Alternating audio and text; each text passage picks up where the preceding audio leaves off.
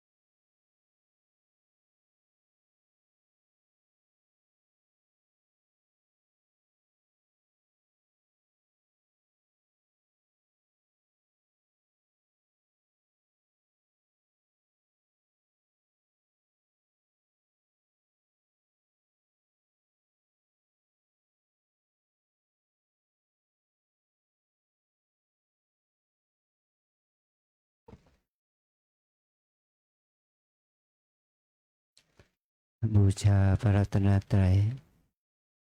อิมินาสการเรนะ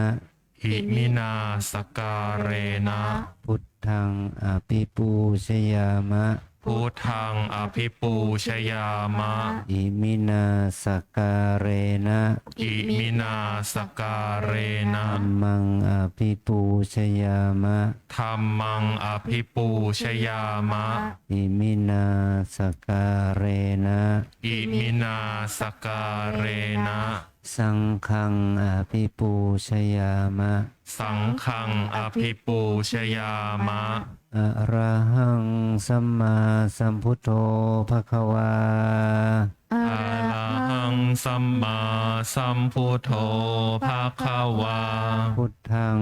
ภควันตังอภิวาเทมิพุทธังภะคะวันตังอภิวาเทมิสวากขาโตภควตาธัมโมสวากขาโตภะคะวตาธัมโมธัมมังนามัสสามิธัมมังนามัสสามิ สุปฏิปันโนภะคะวะโตสาวกสังโฆ สุปฏิปันโนภาคาวะโตสาวกสังโฆ สังฆังนามามิ สังฆังนามามิ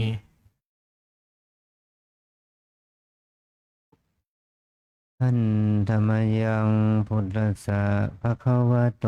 ปุพพภาคานามะการังกะโรมาเซ นะโมตัสสะภะคะวะโตอะระหะโตสัมมาสัมพุทธัสสะนะโมตัสสะภะคะวะโตอะระหะโตสัมมาสัมพุทธัสสะนะโมตัสสะภะคะวะโตอะระหะโตสัมมาสัมพุทธัสสะอัญชลีวันทาอภิวาทอัญชลีวันทาอภิวาทอัญชลีวันทาอภิวาทอัญชลีวันทาอัญชลี นิมนต์พระให้ศีล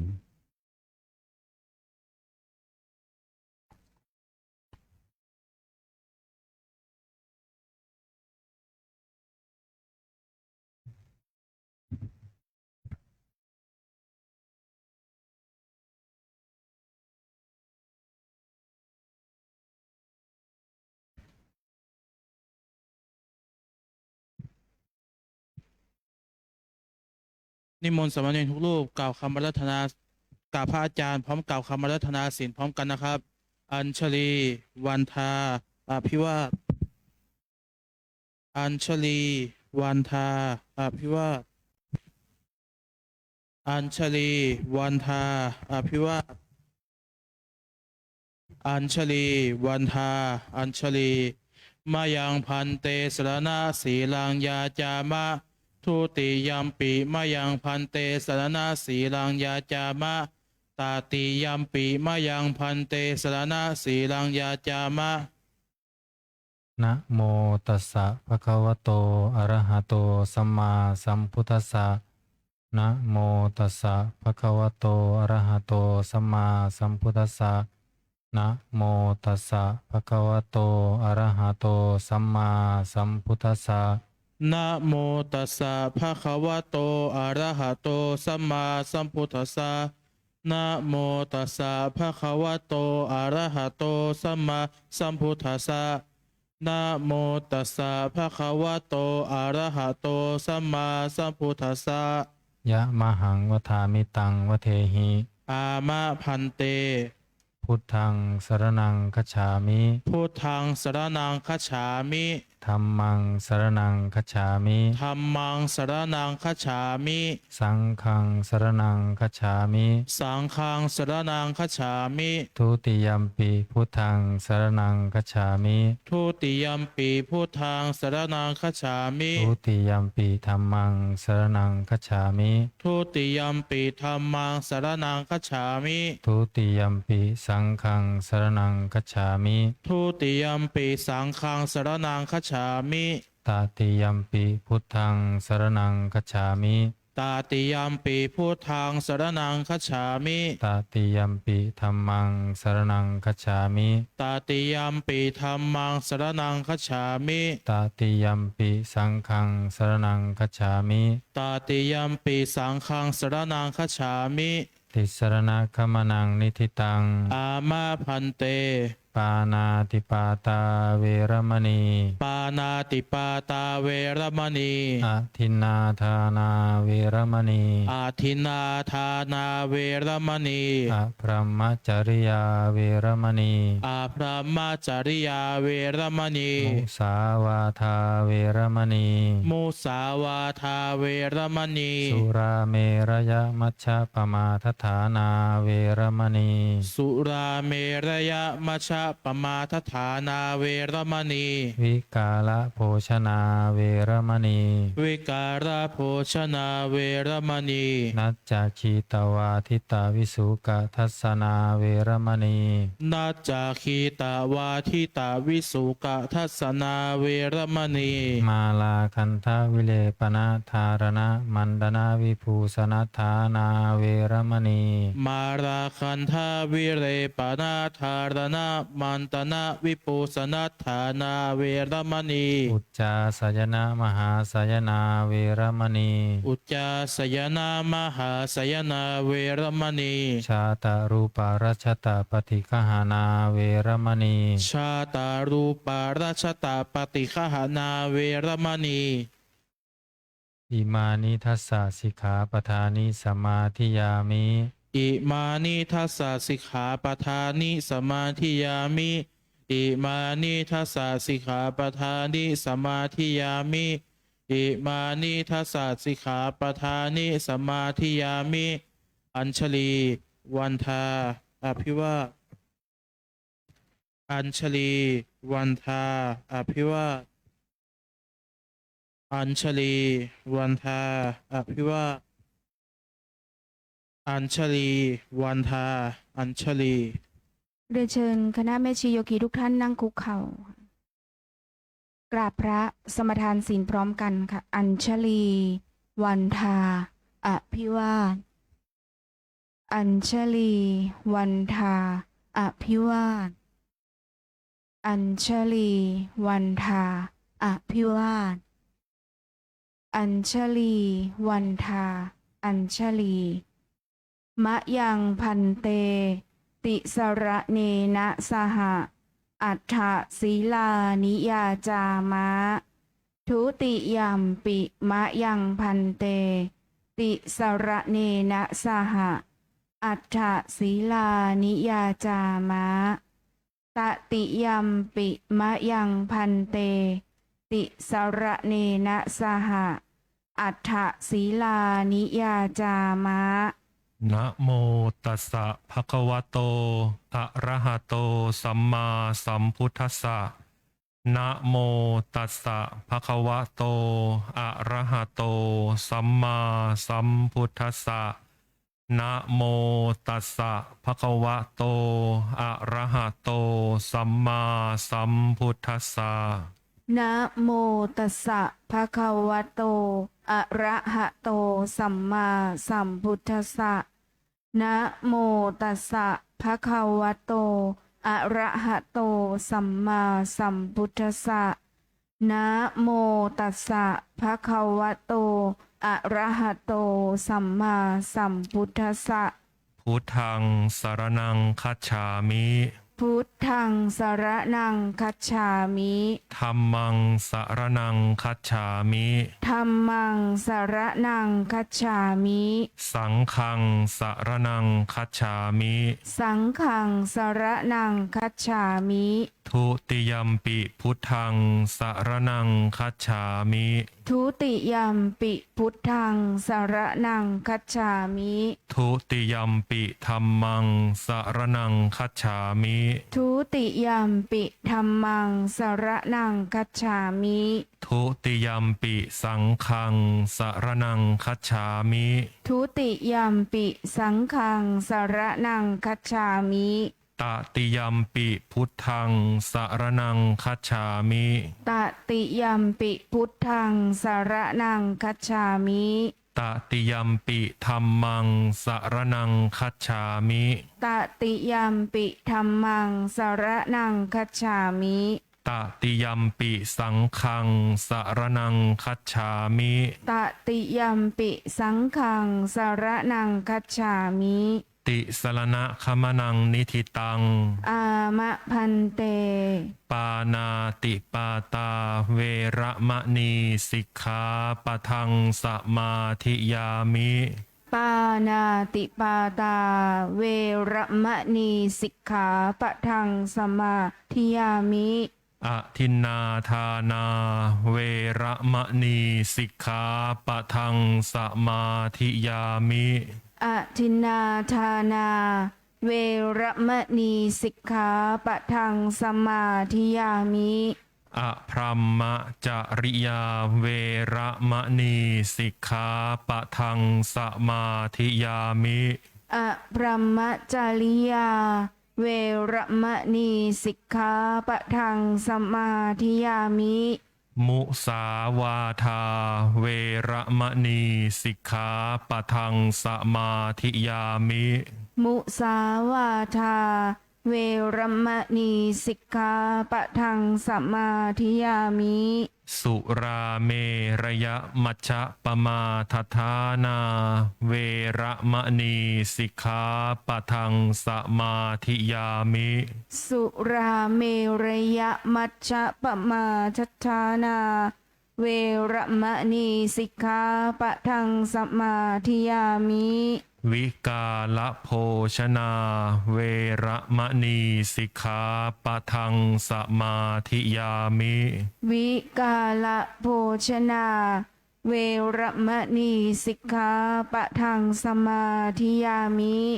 นัจจะคีตะวาทิตะวิสูกัทัสสนะ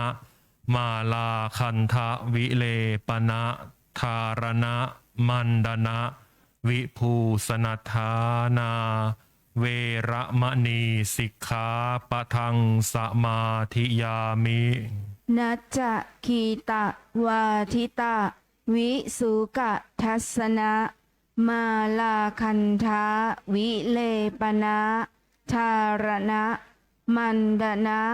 วิภูสนัชฌานา เวระมะนีสิกขาปะทังสมาธิยามิ อุจจาสยนะมหาสยนา เวระมะนีสิกขาปะทังสมาธิยามิ อุจจาสยนะมหาสยนา เวระมะนีสิกขาปะทังสมาธิยามิ อิมานิอัฏฐสิกขาปทานิสมาธิยามิ อิมานิอัฏฐสิกขาปทานิสมาธิยามิ อิมานิอัฏฐสิกขาปทานิสมาธิยามิ อิมานิอัฏฐสิกขาปทานิสมาธิยามิ อิมานิอัฏฐสิกขาปทานิสีเลนะสุขติงยันติสีเลนะโภคสัมปทาสีเลนะนิพพุติงยันติตัสสมาสีลังวิโสทะเย สาธุ สาธุ สาธุ อัญชลี วันทา อภิวาท อัญชลี วันทา อภิวาท อัญชลี วันทา อภิวาท อัญชลี วันทา อัญชลี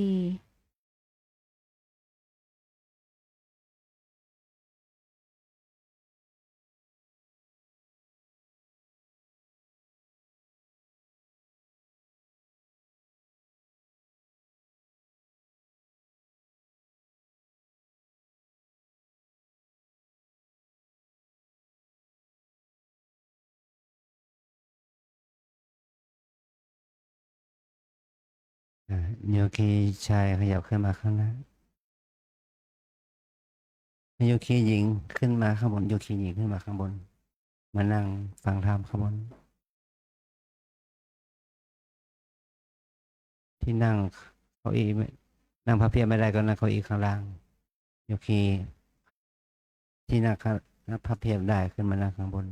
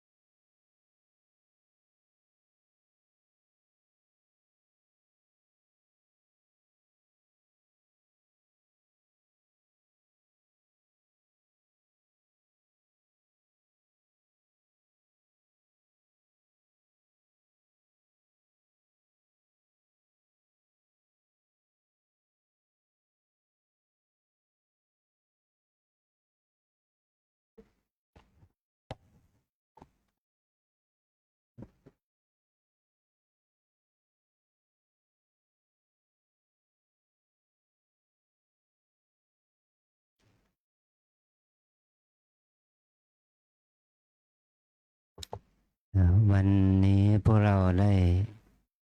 ไปทำกิจเผยแผ่พระพุทธศาสนา ในฐานะที่พวกเรานั้นอยู่ในชุมชนเทศบาลเมืองสุเทพ เราได้ไปที่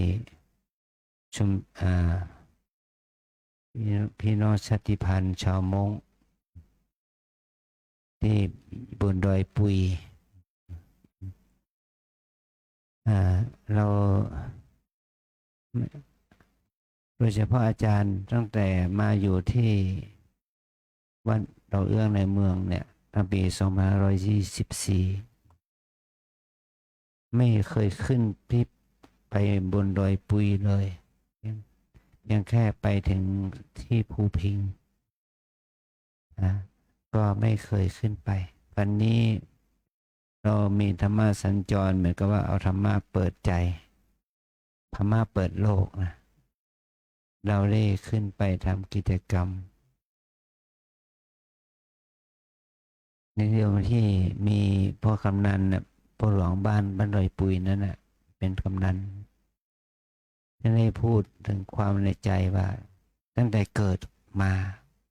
เพิ่งมีคณะเราคณะแรกที่พากันไปนำเอาไปเอาธรรมะสัญจรไปทำกิจกรรมน้อยใหญ่ที่โรงเรียนเจ้าพ่อหลวงที่หนึ่งที่บ้านดอยปุยทำให้เขาได้เกิดความชื่นใจขอให้เราได้รู้ถึงว่าที่เขาไม่เคยได้พบปะกลุ่มชาวพุทธชาวบ้านพื้นราบเนี่ยเป็นชาวพุทธทั่วไปที่เขายังไม่เคยเห็นเขาก็ได้เห็นว่าเราทำกิจกรรมธรรมสัญจรเป็นเหตุให้เขาเกิดความชื่นชมยินดีก็เป็นเหตุที่เรานั้นได้ให้ความใส่ใจกับพี่น้องชาวพื้นที่สูงชาวมงที่บนดอยปุยนั้นว่าเขาเป็นคนที่อพยพมาอยู่บนที่ดอยที่สูงเขาก็เป็นคนที่ไม่คือว่าไม่มีศาสนามาก่อน เมื่อเขาถือผีบรรพบุรุษ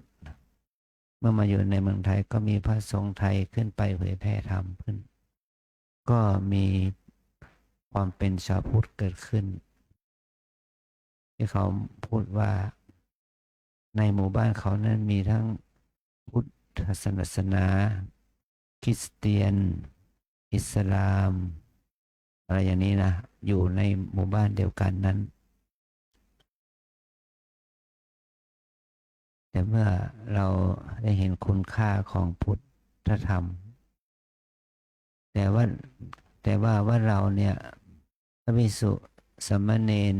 พระภิกษุภิกษุณีสามเณรแม่ชีโยคีเนี่ยมาปฏิบัติธรรมกันที่นี่มากหลายทั้งชาวไทยชาวต่างชาติรู้สึกว่าเหมือนกับว่าไม่ขาดแคลนธรรมะไม่ขาดแคลนธรรมะเราจึงมีโอกาสมากกว่าเขาแต่ถ้าเราไม่ใส่ใจในการประพฤติธรรมมันก็ถือว่าเราเสียโอกาสของชีวิตในช่วงโอกาสปัจจุบันนี้ชาวไทยแล้วก็ทั้งชายหญิงนี่ก็มีประมาณเท่าไหร่ตัวเลขนี่ก็ประมาณสักไม่ถึง70 คนนะประมาณ60 กว่า70 พระเจ้าธรรมชาติก็มี40กว่า แล้วก็ทั้งพระทั้งโยมทั้งชีด้วยก็ประมาณสัก50กว่าเนี่ยทั้งพระเนรแม่ชีโยคีเราทั้งรวมกันแล้วก็200กว่า เราได้ช่วยกันกลมเกลียวกันประคบประงมช่วยเหลือเกื้อกูลนำเอาตัวเราเองนี่มาประพฤติปฏิบัติธรรมถือว่าเป็นโชคเป็นบุญวาสนาของเรานะค่ำคืนนี้เราจะได้ฟังธรรมเห็นวาระของพระอาจารย์สมุอนุสินศิลสังวโรท่านจะได้แสดงธรรมในหัวข้อธรรมที่เราจะได้ฟังเมื่อกี้ท่านผู้แสดงธรรมก็เทศแบบตลกบ้างแต่เราก็ได้สาระที่ว่าให้เห็นคุณค่าของพระรัตนตรัยว่าถ้าเรามีความศรัทธาเริ่อมใส่ในพระรัตนตรัยเราจะได้ปลอดภัยที่องค์พระสัมมาสัมพุทธเจ้าได้ทรงตรัสไว้ในทัศคาสูตรบทพุทธคุณธรรมคุณสังฆคุณนั่นแหละเรามาอยู่ที่นี่ก็เราก็ให้เราน้อมนึกถึงพระพุทธคุณธรรมคุณสังฆคุณเช่นเดียวกันเพื่อความงอกงามไปบูรณ์ในพระธรรมอย่าเพิ่งบังเกิดมีแก่พวกเราทั้งหลายตามสมควรแก่เวลาสืบต่อไปนี่ขอนิมนต์องค์แสดงมาทำเทศนาขึ้นได้ขึ้นกันฟังเทศขึ้นกันเทศ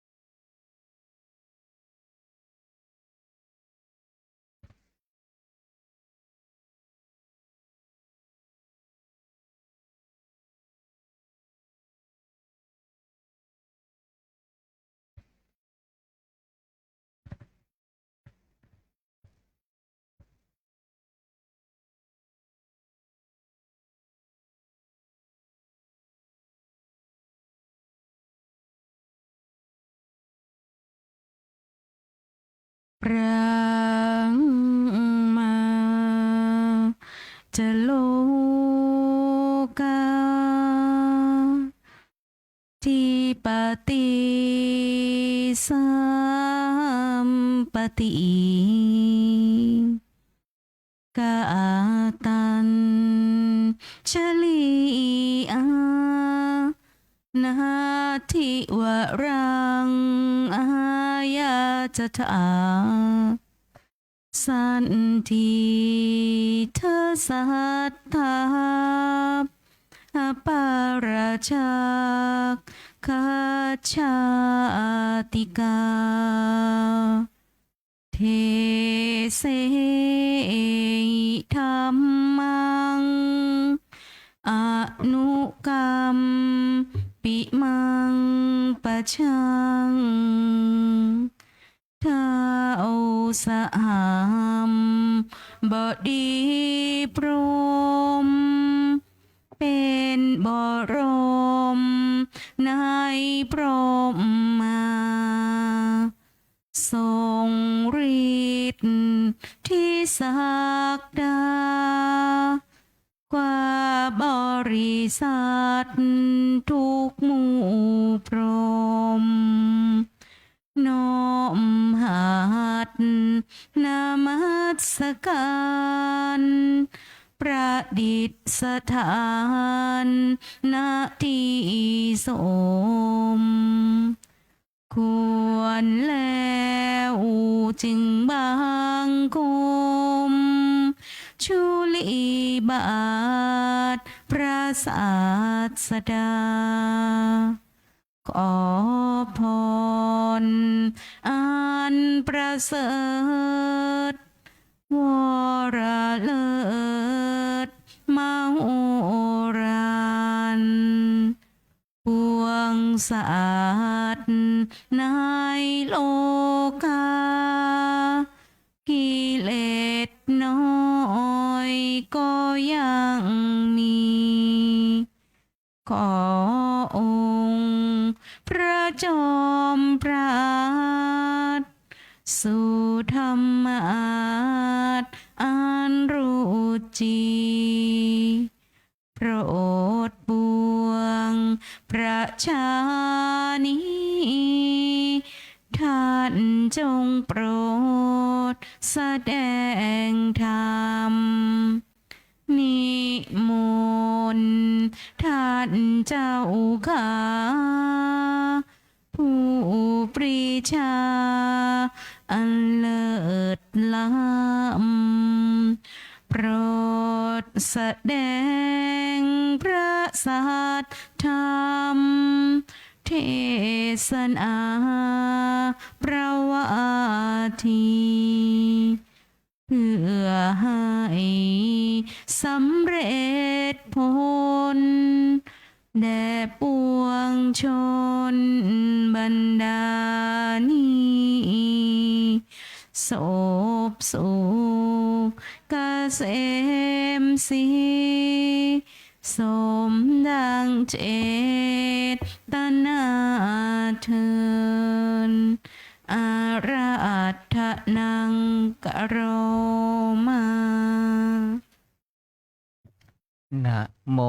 ตัสสะภะคะวะโตอะระหะโตสัมมาสัมพุทธัสสะนะโมตัสสะภะคะวะโตอะระหะโตสัมมาสัมพุทธัสสะนะโมตัสสะภะคะวะโตอะระหะโตสัมมาสัมพุทธัสสะกาเลนะธัมมัสสวนังเอตัมมังคารมุตตมันติขอความนอบน้อมจงมีแด่องค์สมเด็จพระสัมมาสัมพุทธเจ้าพระองค์นั้นซึ่งเป็นผู้ไกลจากกิเลสตรัสรู้ชอบได้โดยพระองค์เองพร้อมทั้งพระสัทธรรมและพระอริยสงฆ์สาวกเจ้าทั้งหลายขอกราบถวายความเคารพแด่ท่านเจ้าคุณอาจารย์พระภาวนาธรรมภิรัตน์เจ้าคณะอำเภอเมืองเชียงใหม่เจ้าสำนักปฏิบัติธรรมประจำจังหวัดเชียงใหม่แห่งที่2วัดอำเพิงตะโพธารามด้วยความเคารพยิ่งขออนุโมทนากับพระภิกษุสามเณรแม่ชีโยคีตลอดถึงคณะสัตยาสาธุชนทั้งหลายผู้ใคร่สนใจใฝ่ในการประพฤติในการปฏิบัติธรรมอันจะนำตนให้พ้นจากทุกข์ทั้งปวงทุกท่านวันนี้ก็เป็นอีกวาระหนึ่งที่จะได้มาให้ความรู้ความเข้าใจในคันธทุระในการศึกษาเรียนรู้หรือเรียกอีกอย่างหนึ่งว่าสุตตมยปัญญาปัญญาเกิดจากการฟังการฟังนั้นถ้าเราใส่ใจเนื้อหาสาระเก็บเกี่ยวเอาความรู้ที่ได้ศึกษาเรียนรู้ในการฟังแล้วนำมาคิดพินิจพิจารณาตรึกตรองไตรตรองแล้วนำเอาความรู้ที่เกิดจากการฟังศึกษานั้นเข้าไปสู่จินตามายปัญญาคือจินตนาการนึกคิดและปรุงแต่งสร้างสรรค์และน้อมน ไปเข้าสู่กระบวนการประพฤติในการปฏิบัติจริง แล้วก็จะได้เกิดผลสำเร็จจริง ด้วยตัวของผู้ฟังเอง ส่วนผู้บรรยายผู้แสดงธรรมนั้น ก็มุ่งประโยชน์ต่อผู้ฟัง ผู้ฟังถ้าฟังตั้งใจฟัง ก็จะได้สาระธรรม แล้วน้อมนำเอาหลักธรรมคำสั่งคำสอน ขององค์สมเด็จพระสัมมาสัมพุทธเจ้าน้อมนำไปประพฤติปฏิบัติ เพื่อเป็นการเครื่องหล่อหลอมกล่อมเกลาขัดเกลาจิตใจ เป็นไปเพื่อความสุข ทั้งโลกียสมบัติทั้งโลกุตรสมบัติและนิพพานสมบัติอันเป็นสมบัติอันสูงสุด ฉะนั้น การฟังธรรมะตามกาลเวลา ก็อาศัยเหตุของการฟังตามกาลเวลานั้นที่เหมาะสม วัดลำเปิงตะโพธาราม ขึ้นชื่อแล้วก็เป็นสำนักปฏิบัติวิปัสสนากรรมฐาน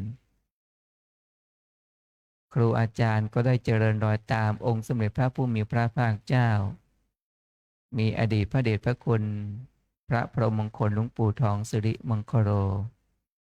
อดีตเจ้าวัดวัดลำเปิงตะโพธารามก็ได้นำเอาสติปัฏฐานทั้งสี่นี้เข้าสู่วัดลำเปิงตะโพธาราม จากนั้นเมื่อพระเดชพระคุณได้ย้ายไปสู่วัดพระธาตุศรีจำทองก็ได้มอบหมายให้ท่านจุกลอาจารย์พระภาวนาธรรมภิรัตน์สืบทอดต่อยอด ในการนำเสนอแนะนำอบรมสั่งสอนพุทธบริษัททุกหมู่เหล่า ในการประพฤติธรรมในการปฏิบัติธรรมเจริญรอยตามครูบาอาจารย์ จนถึงปัจจุบันนี้ ฉะนั้นหลักของการประพฤติธรรมการปฏิบัติธรรมนั้นมีอยู่สองแนวทางด้วยกัน 1. สมถะภาวนา เป็นอุบายฝึกจิตให้สงบนิ่ง 2. วิปัสสนาภาวนา เป็นการเจริญอบรมปัญญาให้รู้แจ้งให้เห็นจริง รู้สภาวะตามความเป็นจริง ปราศจากการปรุงแต่ง ฉะนั้นจะกล่าวถึงสมถกรรมฐานนั้นว่าโดยอารมณ์ใช้บัญญัติมาเป็นอารมณ์เอาสมมุติมาเป็นอารมณ์ จะกล่าวถึงสมาธิของสมถะนั้นสมาธินั้นใช้ตอนเบื้องต้น อารมณ์ของสมถกรรมฐานนั้นมีอยู่40วิธีด้วยกัน มีอนุสติ10กสิณ10อสุภะ10อย่างละ10ข้อนะพรหมวิหาร4รูปฌานอรูปฌาน4จตุธาตุววัฏฐาน1อาหาเรปฏิกูลสัญญาอีก1รวมกัน40วิธีนี้เอาบัญญัติมาเป็นอารมณ์แต่เบื้องต้นใช้สติเป็นเบื้องต้นก่อนเช่นพุทธานุสตินะว่าโดยสมาธิใช้เอกคตารมณ์ใช้อารมณ์เป็นหนึ่งเดียวเช่นพุทธานุสติให้มีสตินำหน้า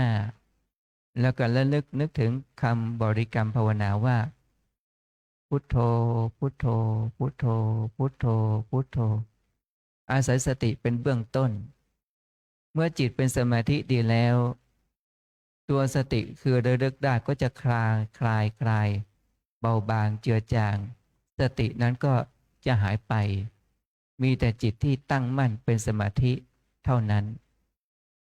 สติไม่ได้ใช้ละอีกประการหนึ่งการเจริญวิปัสสนากรรมฐานใช้สติตลอดเวลา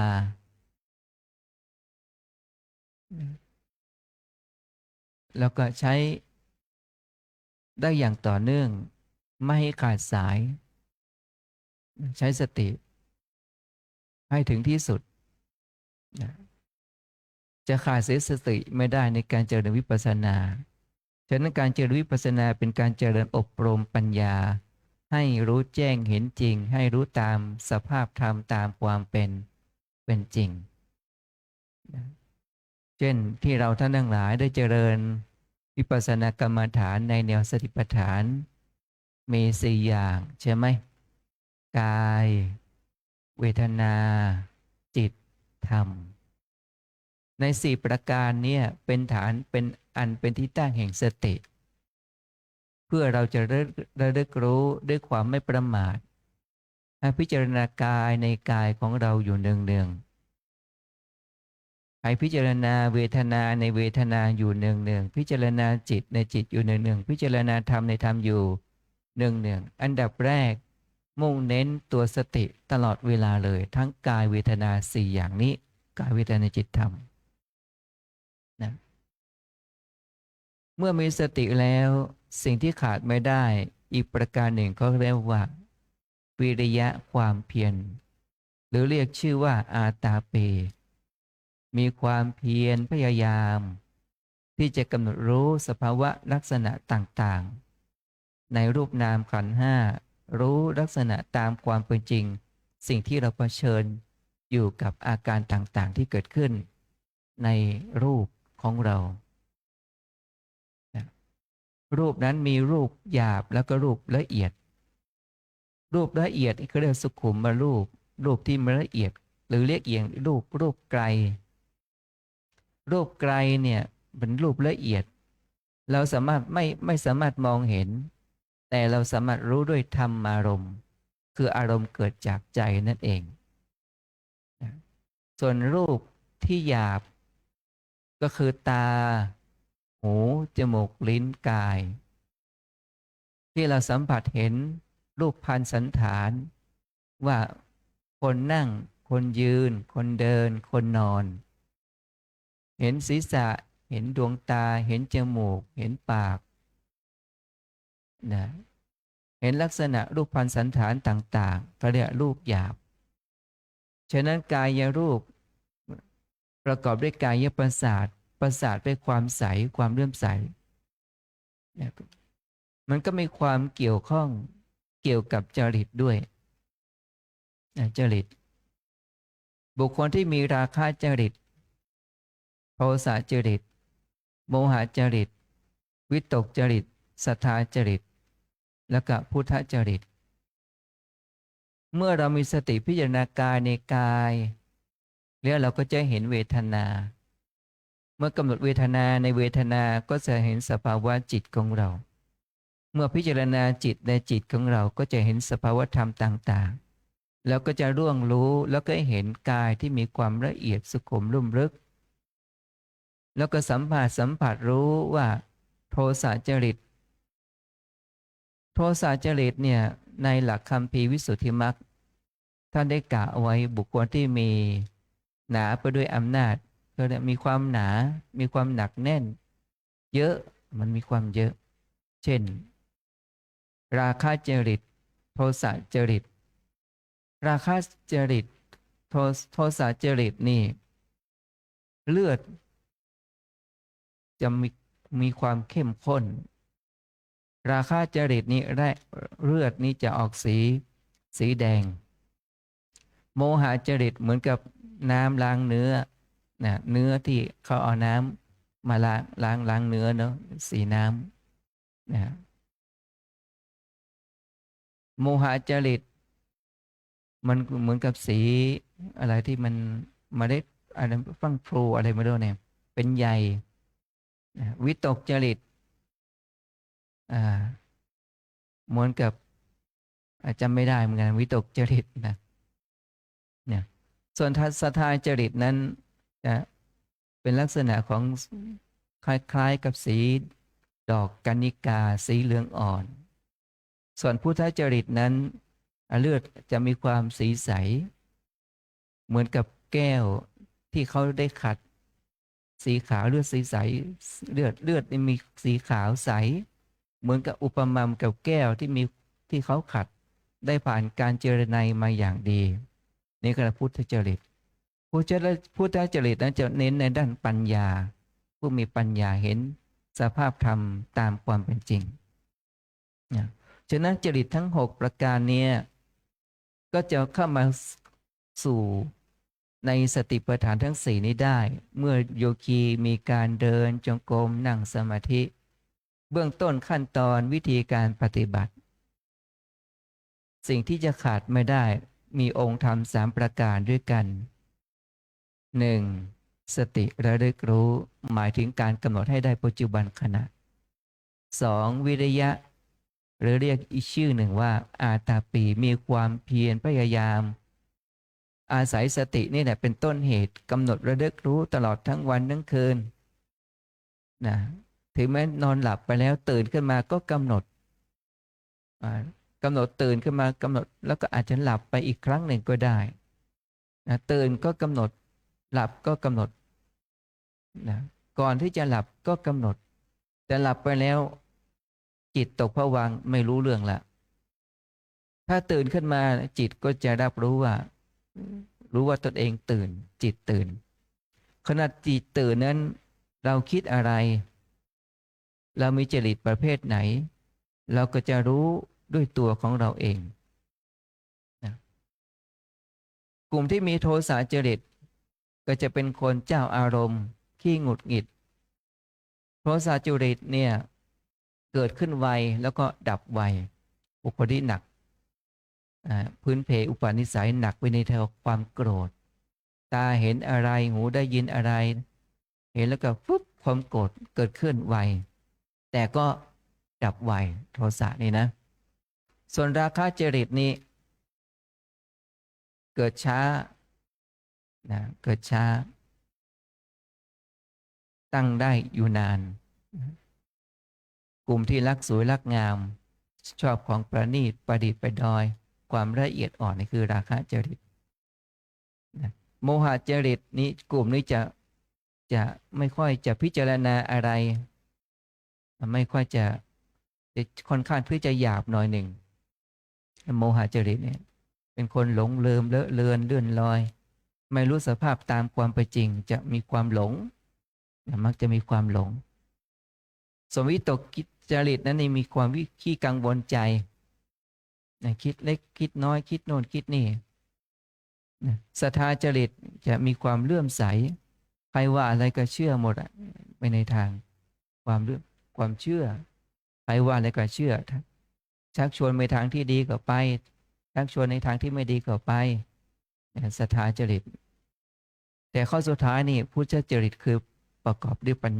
ญญารู้สภาพธรรมฉะนั้นคนหนึ่งชีวิตของเราท่านทั้งหลายต่อถึงสัตว์ทั้งหลายแม้แต่เทพเทวดาก็จะมีจริตสิ่งเหล่านี้คนหนึ่งอาจจะมีวันหนึ่งอาจจะมีสัก6 จริตก็ได้1 นาทีอาจจะมีสัก6 จริตก็ได้นะเราท่านทั้งหลายฉะนั้นแล้วเมื่อเรามาเจริญวิปัสสนากรรมฐานในแนวสติปัฏฐานทั้ง4นี้ให้เน้นสติมีสติพิจารณากายในกายอยู่เนืองๆก็จะเห็นสภาวะร่างกายนั้นสภาพตามความจริงโดยขั้นต้นวิธีการเจริญสตินั้นเขาเรียกว่าเป็นการกำหนดรู้เช่นภาคสาธิตเช่นว่าการสาธิตวิธีการแนวทางวิธีการเจริญสติอันดับแรกแต่เป็นผู้หญิงก็นั่งเทพธิดาผู้ชายก็นั่งก็ยงเข่านั่งเทพบุตรมือซ้ายมือขวาวางไว้ที่หน้าขาตั้งกายให้ตรงมีสติอันดับแรกก่อนการเจริญวิปัสสนาเนี่ยคำว่านั่งหนอเนี่ยให้มีสติระลึกรู้ว่านั่งหนอพิจารณากายในกายว่าคือกายนั่งคือรูปนั่ง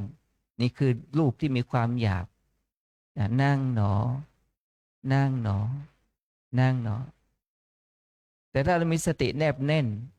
มันไม่ได้นั่งหนออย่างเดียวนะโยคีเนาะนั่งหนอเป็นยังไงเริ่มรู้สึกความเจ็บใช่ไหมที่ก้นของเรานั่งทับส้นแล้วก็หลังเท้าของเราไปกระทบกับพื้นใช่ไหมก็จะมี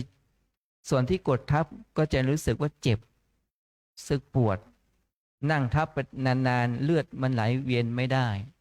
มันก็เลือดมันไปสู่ส่วนนั้นไม่ได้ ก็เกิดอาการชา เมื่อนั่งทับนานๆอาการชาจนเลือดมันไปไม่ได้ มันถูกอุดตันไว้ไปไม่ถึงก็เกิดไม่มีความรู้สึกในส่วนนั้น แม้ถึงเรานั่งขัดสมาธินั่งสมาธินั่งนานๆเนี่ยเลือดมันจะหนืดมันวิ่งไปไม่ได้ เพราะมันกดทับเอาไว้ มันกดทับเอาไว้ เมื่อเลือดมันกดทับเอาไว้มันเส้นมันยึดมันโยงหากันใช่ไหมมันหนืดนะเมื่อมันหนืดปุ๊บขณะที่กำหนดอาการพองหนอยุบหนอเราไม่ได้อยู่ที่พองยุบแล้วเริ่มอะไรรู้สึกว่าเจ็บรู้สึกว่าปวดให้เรามีสติพิจารณากายในกายทีนี้ไม่เห็นกายแล้วเห็นอะไรเห็นเวทนาเห็นความรู้สึกแต่รู้ได้ด้วยใจแต่ร่างกายนั้นเป็นสภาพที่ไม่รู้ร่างกายไม่รู้รูปเป็นสภาพที่ไม่รู้แต่ใจต่างหากที่เข้าไปรู้ที่เราจะพูดได้ก็อาศัยอะไรใจที่จะเปล่งเสียงพูดออกมาอาศัยอะไรอาศัยตัวสติกระตุ้นเตือนอาศัยสัญญาความจำสังขารปรุงแต่งว่าจะพูดอย่างนี้แล้วจะดำเนินเรื่องเป็นอย่างนี้มือก็ต้องประนมไว้อย่างนี้แล้วก็จะนั่งอย่างนี้เนี่ยจิตนะจิตเป็นนายกายเป็นบ่าวใจเนี่ยทุกสิ่งทุกอย่างมาจากใจทั้งสิ้นจะพูดดีก็ได้จะพูดไม่ดีก็ได้จะทำดีก็ได้ทำไม่ดีก็ได้จะเดินเร็วก็ได้จะเดินช้าก็ได้มาจากใจทั้งสิ้นฉะนั้นเบื้องต้นภาคสาธิตภาคการกำหนดเป็นการฝึกจิตเป็นการต้อนจิตของเราเพราะได้เป็นการฝึกจิตให้มีความคุ้นเคยให้มีความซ่องเสพอารมณ์ก็คือพิจารณากายในกายอยู่เนืองๆนะเดินไม่ต้องถึง5-9ก็จะเห็นสภาวธรรมเดินไม่ถึง9ก็เห็นสภาวธรรมถ้าเราแนบแน่นจริงๆนะไม่ถึง9เราก็เห็นนะขณะที่เราตัวมันเคลื่อนกายส่วนบนมีการเคลื่อนนะส่วนบนมันเคลื่อนที่มันเคลื่อนได้อะไรใจมันสั่งให้มันเคลื่อนจู่ๆร่างกายมันไปเองไม่ได้หรอกเมื่อกายส่วนบนมันเคลื่อนถ้าเราจะก้าวเท้าขวาใจก็สั่งร่างกายไงโยกตัวไปด้านเท้าซ้ายแล้วร่างกายทั้งหมดก็ถ่ายน้ำหนักไปไว้ที่ฝ่าเท้าซ้ายเราจะกำหนดว่าขวาย่างหนอใจก็มุ่งไปที่อะไรจิตไปที่ส้นเท้าที่ฝ่าเท้าขวาของเราที่มีการเผยส้นเท้าขึ้นทีละนิดมันไม่ได้จู่ๆมันจะขยับเองไม่ใช่อาศัยใจฉะนั้นเนี่ยแล้วกำหนดว่าตัวโยกไปกำหนดว่าโยกหนอขณะโยกหนอรู้สึกอะไรรู้สึกนุ่มรู้สึกเบาเมื่อถ่ายน้ำหนักไปที่เท้าซ้ายฝ่าเท้าซ้ายเริ่มมีความหนักเริ่มมีความแข็งมีความตึงมีความไหวมีความร้อนอันนี้คือเราสัมผัสรู้สภาวะของอะไรธาตุดินธรรมชาติดินมันแข็งที่มันตึงมันเข้นนะถ้ามันมีอาการชาเกิดขึ้นขณะที่เราถ่ายน้ำหนักมันชาไปที่ไหนถ้าเราแขวนแขนของเราไขว้เอาไว้ข้างหลังเลือดมันไหลเวียนไม่สะดวกเพราะมันลัง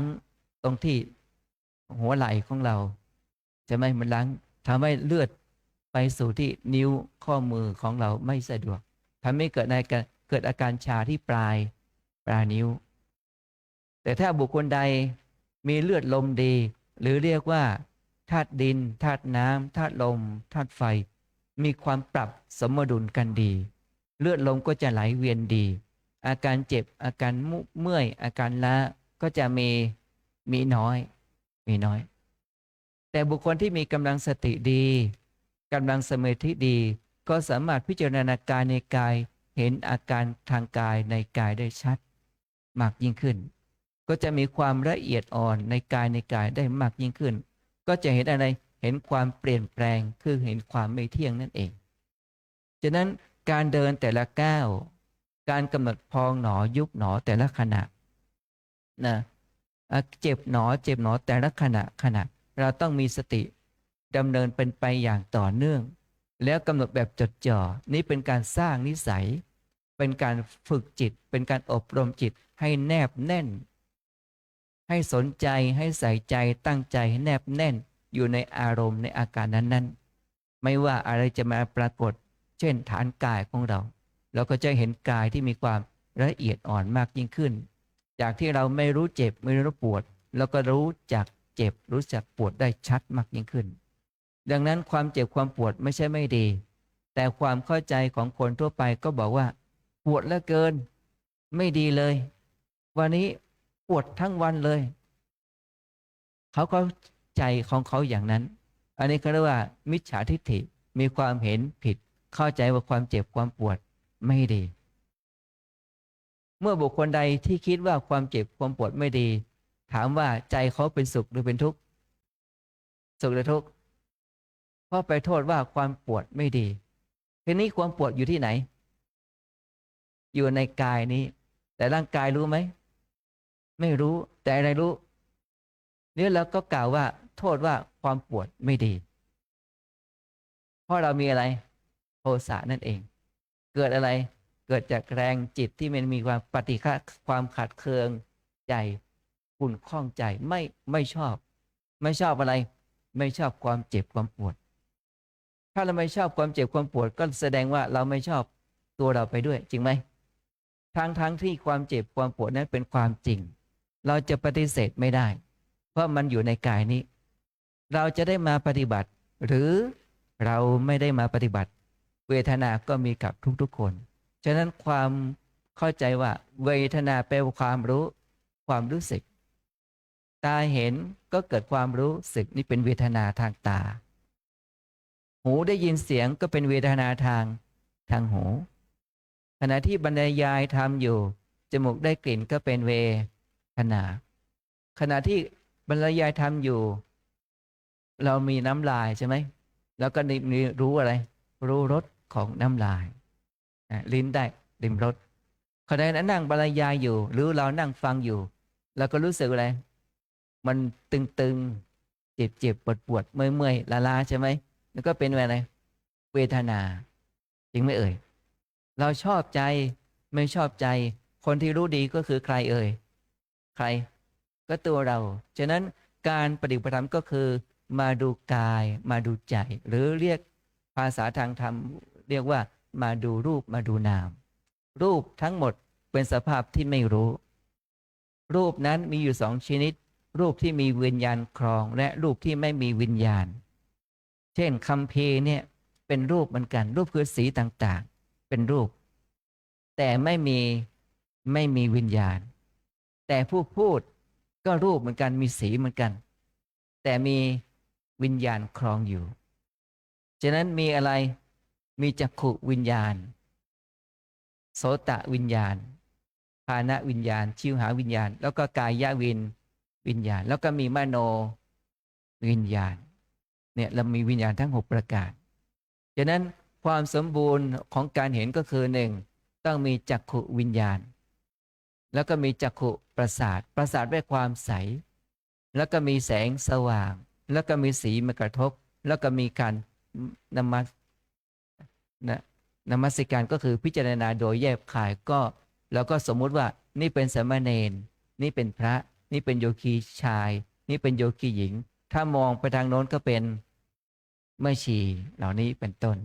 อันนี้ก็เรียกว่ารูปที่สามารถสัมผัสด้วยรูปหยาบสามารถเห็นรูปพรรณสันฐานได้ฉะนั้นเราดูรูปภายนอกคือดูของคนอื่นเขาเรียกกายภายนอกแต่กายภายในก็คือของใครเอ่ยของเราเองฉะนั้นเมื่อเรามีสติพิจารณากายในกายเราก็จะเกิดสมาธิจิตที่เป็นสมาธิประกอบด้วยสติระลึกได้แล้วก็สัมปชัญโนก็คือรู้ตัวทั่วพร้อมเป็นชื่อของปัญญาสามารถตัดสินอารมณ์รู้ตามความเป็นจริงแล้วก็แยกแยะว่ารูปทั้งหมดเป็นสภาพที่ไม่รู้รูปนั้นเป็นสภาพที่ไม่รู้นะแต่เราก็สมมุติว่าเป็นสามเณร เป็นโยคีหญิง เป็นโยคีชาย เป็นแม่ชี เป็นพระภิกษุเราก็สมมุตินะแต่ร่างกายไม่เคยสมมุติว่าฉันนี่เป็นตานะเป็นหูไม่ได้บอก แต่เราสมมุติกัน สมมติเพื่ออะไรมีสมมติว่าเพื่อสื่อสารทำความเห็นทำความเข้าใจให้ตรงกันเขาเรียกว่าใช้สมมุติบัญญัติฉะนั้นคำบริกรรมภาวนามีความสำคัญจำเป็นยิ่งข้อที่หนึ่งก็คือเป็นคำบริกรรมแต่เราอย่าไปติดคำบริกรรมเช่นนั่งหนอเป็นสมมุติบัญญัติว่านั่งใช่ไหมนั่งหนอเป็นชื่อว่านั่งแต่เราอย่าไปติดคำว่านั่งแต่ให้มีสติรู้ถึงอาการสภาวะรูปนั่งฉะนั้นขณะนั่งรู้สึกว่ามันอุ่นๆที่ลิ้นปี่อุ่นๆที่หน้าท้องอันนี้ก็เรียกเวทนาใช่ไหมขณะที่อุ่นๆที่ทรวงอกของเรารู้การเต้นของหัวใจของเราเรารู้อะไรรู้เสียงมากระทบเสียงที่ตนเองพูดออกไปแล้วก็เสียงอะไรเสียงลมใบพัดลมไปต้นอย่างนั้นฉะนั้นประสาทด้วยความใสดังนั้นเราทั้งหลายเมื่อเรามีสติระลึกรู้และกำหนดตามอาการต่างๆตามความเป็นจริงในกายเมื่อเรามีสติพิจารณากายในกายของเราเราก็จะเห็นเวทนาได้อย่างชัดเจนนั้นถูกต้องเราไม่ผิดเราต้องน้อมรับต้องยอมรับตามความเป็นจริงแล้วเขาเรียกเป็นการฝึกจิตเป็นการอบรมจิตเป็นสร้างเป็นอุปนิสัยนั่นเองให้ยอมรับความจริงแล้วเราก็จะได้อะไรได้ความซื่อสัตย์ต่อตนเองด้วยเป็นการฝึกความซื่อสัตย์เช่นหายใจเข้าลึกๆหายใจยาวๆสังเกตอาการท้องพองสังเกตอาการท้องยุบเป็นการฝึกเมื่ออีกสักครู่อีกสักระยะหนึ่งเราไม่จำเป็นต้องฝึกหายใจแล้วมันจะเป็นโดยอัตโนมัติแต่ให้เราล่วงรู้ถึงอาการของอะไรอาการท้องเริ่มพองจุดเริ่มต้นของอาการพองเขาเรียกอุปาทะสิ่งที่เกิดขึ้นอาการจุดเริ่มต้นอาการพองอาการพองตั้งอยู่ก็เรียกทิฏฐิแล้วอาการพองสูงสุดแล้วเป็นไงมันก็พังคะมันก็หายไปมันสุดละแล้วจุดเริ่มต้นของอาการจุดเริ่มต้นของอาการเริ่มอะไรเริ่มยุบใช่ไหมเราต้องรู้ต้นพองการพองแล้วก็พองสุดนี่คือแนวทางที่เรามีสติที่ระลึกรู้ถึงอาการพองยุบฉะนั้นเรากำหนดพองยุบได้เพียงครั้งเดียวเวทนาเข้ามาแทรกแล้วก็กำหนดไปที่เวทนาไม่ผิดนี่เป็นต้นถ้าเราไม่มีสติไม่มีสมาธิทั้งที่มีเวทนาอยู่แต่เราก็ไม่รู้ทั้งที่มีความเจ็บความปวดอยู่แต่เราก็ไม่ชอบแสดงว่าเรากำลังหลอกใครนี่หลอกใครเอ่ยหลอกตัวเราเองแต่ผู้ที่เกี่ยวกับความหนาไปด้วยอำนาจของกิเลสดังที่ว่าหนักแน่นด้วยเจือไปด้วยกิเลสมันก็จะไม่ยอมรับตามความเป็นจริงสิ่งที่เป็นจริงไม่ยอมรับความจริงก็จะถูกอะไรถูกกิเลสครอบงำเมื่อถูกกิเลสครอบงำคนที่มีกิเลสครอบงำถามว่าจะมีความสุขไหมเอ่ยจะมีหรือไม่มีเช่นคนโทสะคนที่มีความโกรธมีความสุขไหมมีความสุขไหมเอ่ยไม่รู้ฉะนั้นอาตมาเคยอุปมาเหมือนกับคนบ้าโรงพยาบาลสวนปรุงเชียงใหม่ทางกรุงเทพก็โรงพยาบาลศรีธัญญาใช่ไหมผู้ป่วยเนี่ยส่วนใหญ่แล้วเขาจะรู้ว่าเขาป่วยไหมเขาจะรู้ตัวไหมเอ่ยไม่รู้ตัวเพราะว่าเขาไม่ป่วยเมื่ออยู่ครั้งหนึ่งตอนนั้นกำลังศึกษาวิชาด้านจิตวิทยาเชิงพุทธแล้วก็จิตวิทยาตะวันตกของซิกมันด์ฟรอยด์แล้วก็ทางคณะเราก็ทำหนังสือไปที่โรงพยาบาลสวนปรุงแล้วก็ไปศึกษาเรื่องจิตคนที่เป็นโรคจิตนี่นะไปที่โรงพยาบาลสวนปรุงคณะเราก็ไปด้วยกันทั้ง9รูปด้วยกัน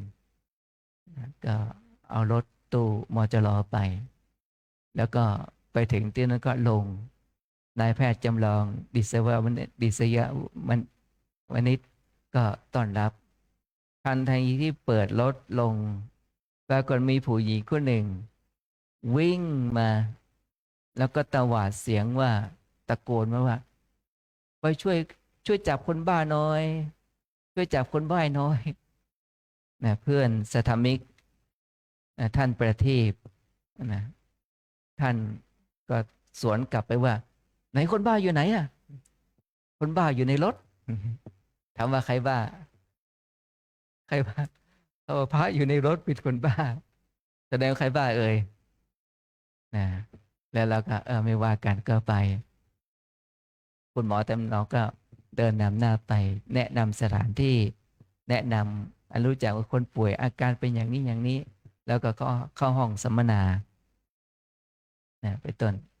ฉะนั้นทางโรงพยาบาลเขาก็มีการฝึกให้ผู้ป่วยเนี่ย ผู้ป่วยทางจิตนี่นะ เอาถังน้ำใส่น้ำมาแล้วก็เอาฟองน้ำมา เช็ดใบไม้ ตามอาคารต่างๆนะเช็ดที่ระเบียงบันไดเนาะเช็ด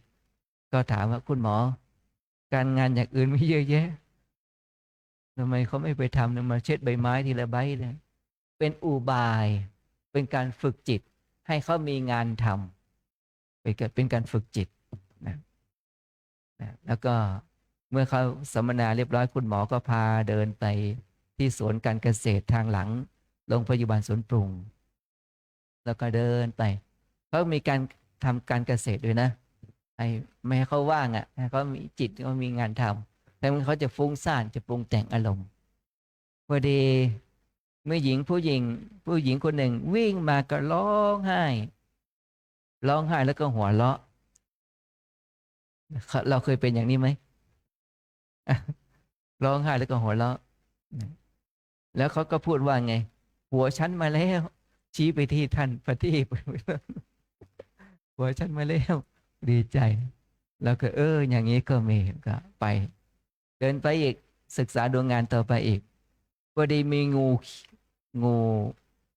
อะไรไม่รู้มันเลื้อยผ่านเราไปนะปิ้วแหละนี่งูก็ไปหากลุ่มของผู้หญิง